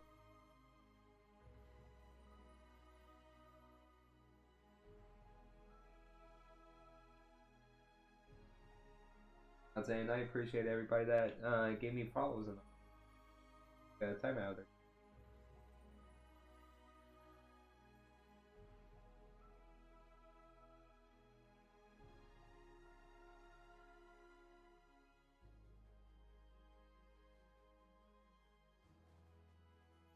I'd say I don't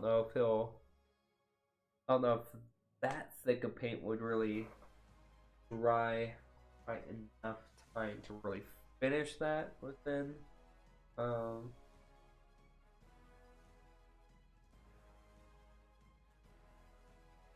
time that I have today.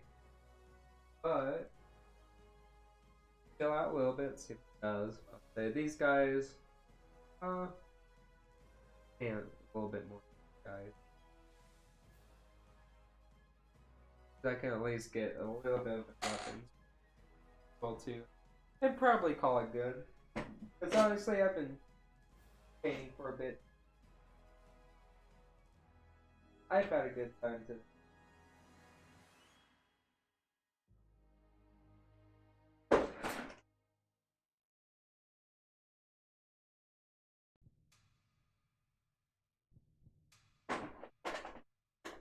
Oh wait, go ahead.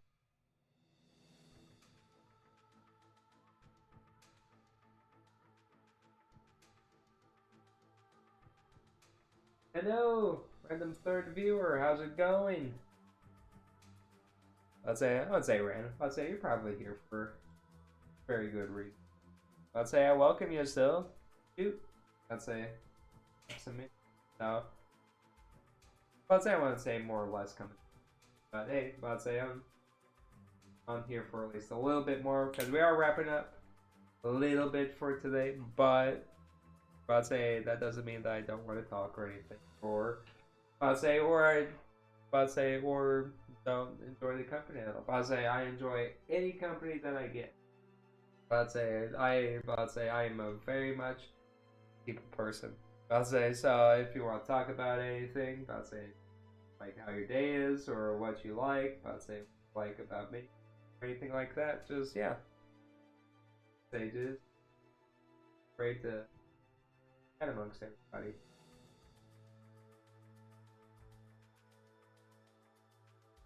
I'd say, and for I'd say it seems pretty shoddy, but for the um, I'd say for the weapons and all that, I do like to use just a generic old metallic paint. I'd say from just from the craft store because I feel like for how liquidy it is, it does have a lot of that, a lot of like that glittery goodness in it.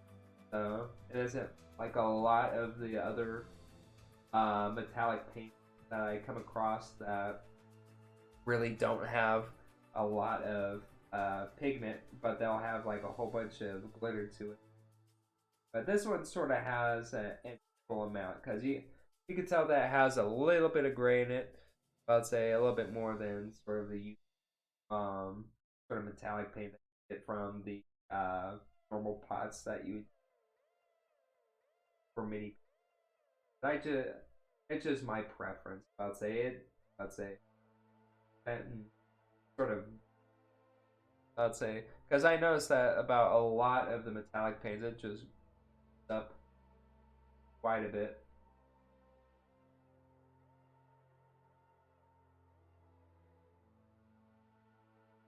But it is very nice for painting stuff on the fly because it's like a nice thick train, and you can move it around quite a bit. It is a little bit stickier and a little bit thicker as well too.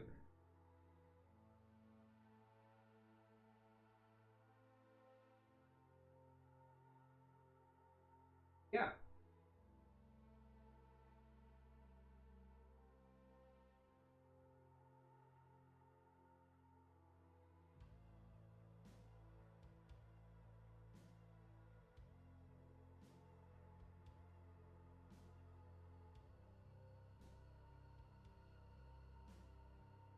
because little by little, I'd say it's looking better and better.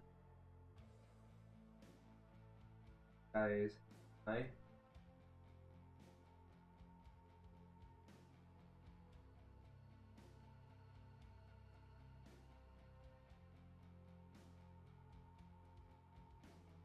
don't think too much more metal stuff on there unless you get really in depth with it. But like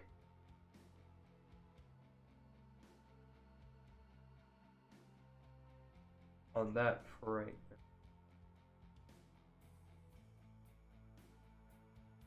we are probably work on some.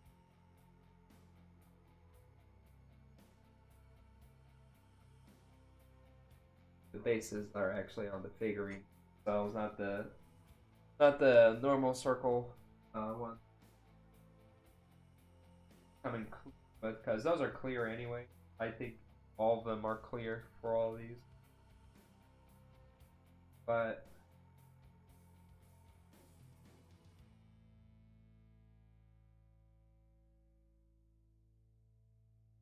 for that,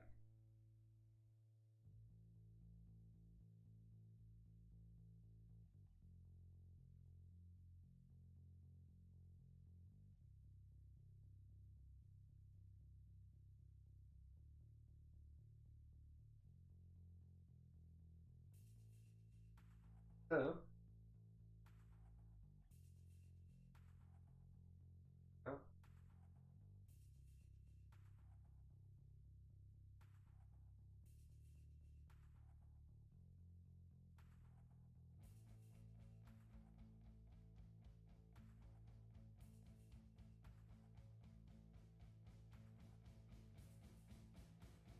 because a lot of the technical paint, quite a bit of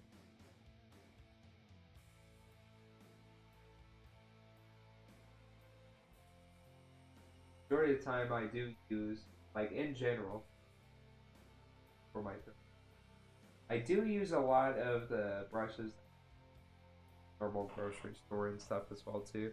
It's usually pretty similar to the material that you get from the like for specific seen a huge difference. Um, I have to say for myself, my paint for miniatures isn't that grandiose and all that. I'm like nuances of a $12 brush that looks like this versus the one where I can a pack that I can get a whole bunch of brushes that look like this for $5. Work the same. It's all about using what you feel is comfortable. Because there's no point really stressing about what you need. Because all it is having fun with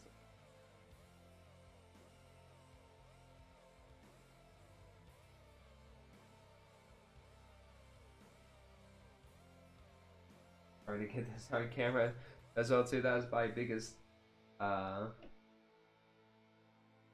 bad habit today, was trying to get more and more off the camera. I'm so used to sort of over the table over here, but this camera right here, about to say, does not have too big of a, or at least a webcam. Just something I gotta figure out for. Not that big of a. Honestly, I might set up a few times as well too. So, but overall, not too bad.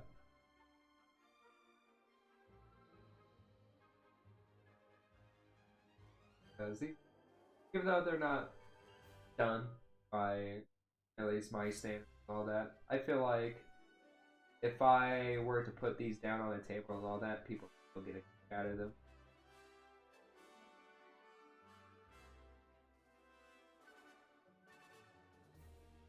I definitely do need more detail work on the gobbles in general.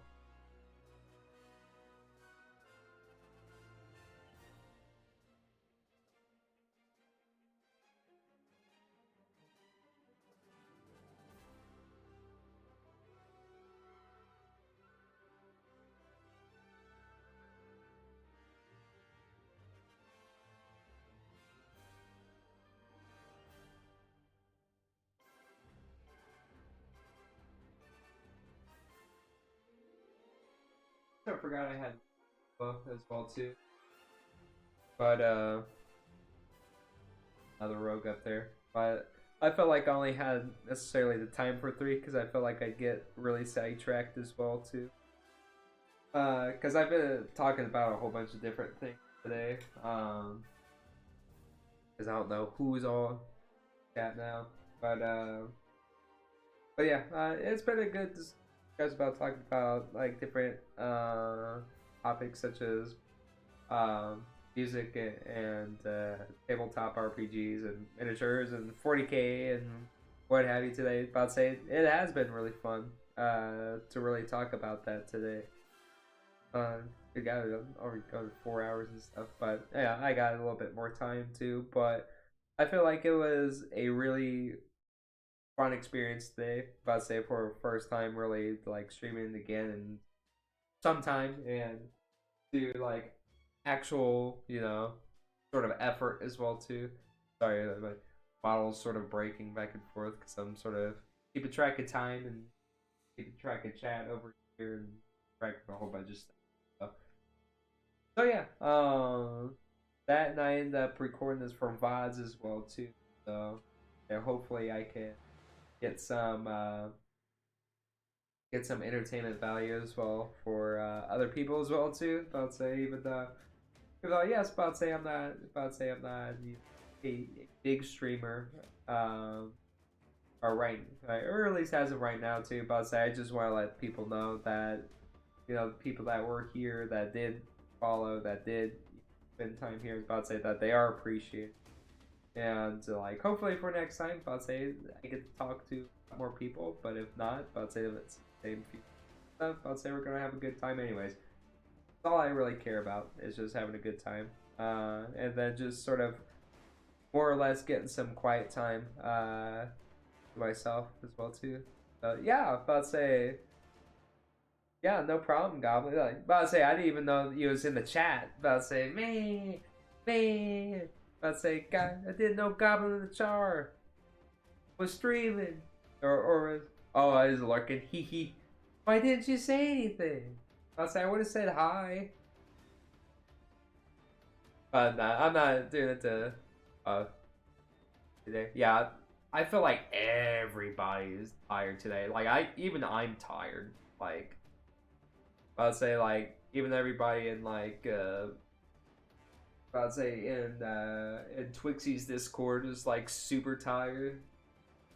But yeah, I'd say because even doing this was sort of a slog because I had like 2 cans of soda on here and like sort of hopped up trying to paint some miniatures and stuff as well.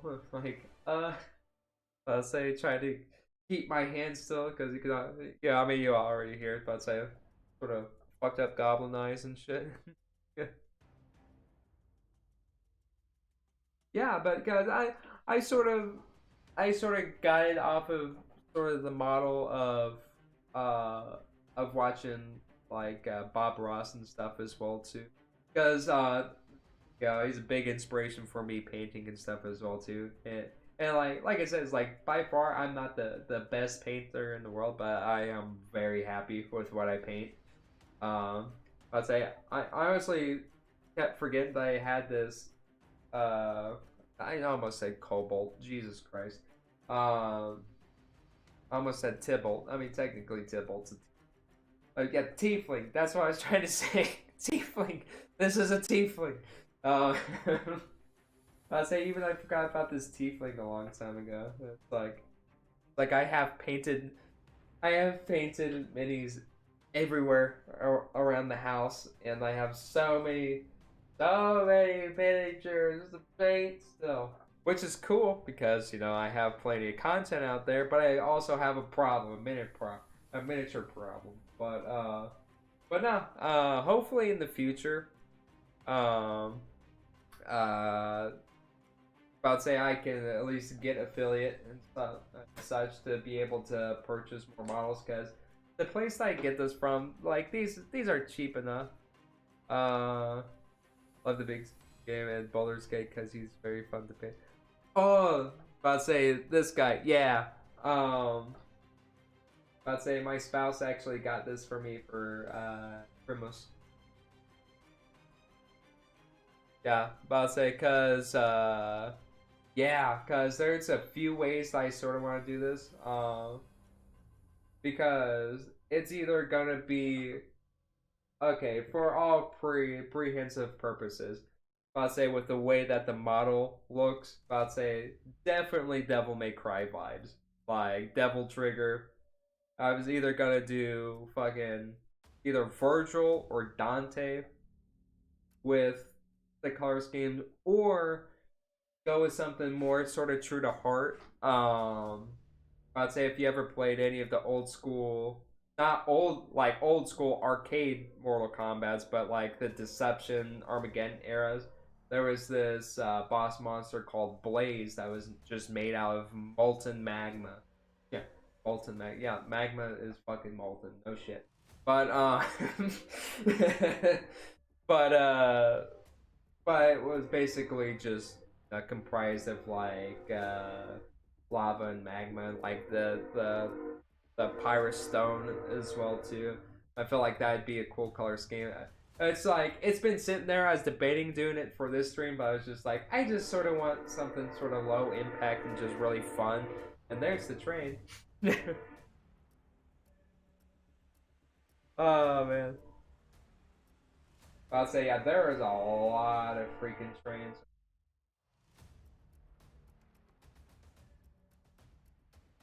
But yeah, yeah, I have so many too. Actually, I have a whole bunch of miniatures just pre-prime too because I got Elephant Man. I forgot the goddamn name of them. Aragon.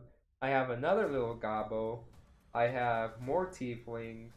I have Mind Flayers, and I also have I'd say I have a boss monster that I never got to use. But I'll be right back. I am muting really fast.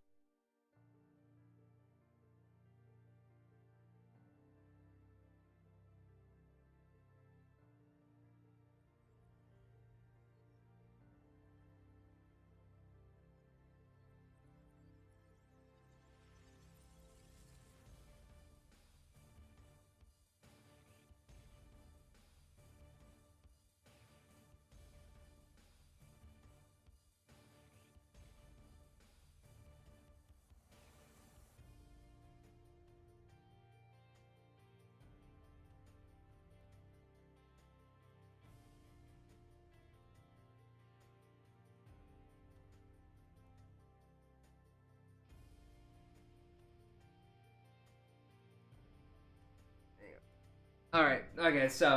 Uh, so that's pretty much gonna be it for today. I just got off the phone with little Gabbo's grandma, and she's on her way back. So I honestly, yeah, I was about to say the tiny ones like this, yeah, that was freaking wild to paint. Even that, but I want to thank you all for stopping by today. But I do appreciate the time that you spent with me today. Definitely, gonna be back the 13th with the guest. Whether or not it's gonna be on this channel or theirs, I'm going to I'm going to get more of the details on that because I haven't heard really back on that. But yeah, thank you so much. About to say thank you, Goblin and Jar. Thank you for everybody else that followed today. About to say if I'm not referencing anybody else today, about to say I think Roxy about to say is in the chat. So thank you, Roxy. Thank you for anybody else in the chat. About to say that followed or just stuck by. Thanks so much, and I will catch you guys next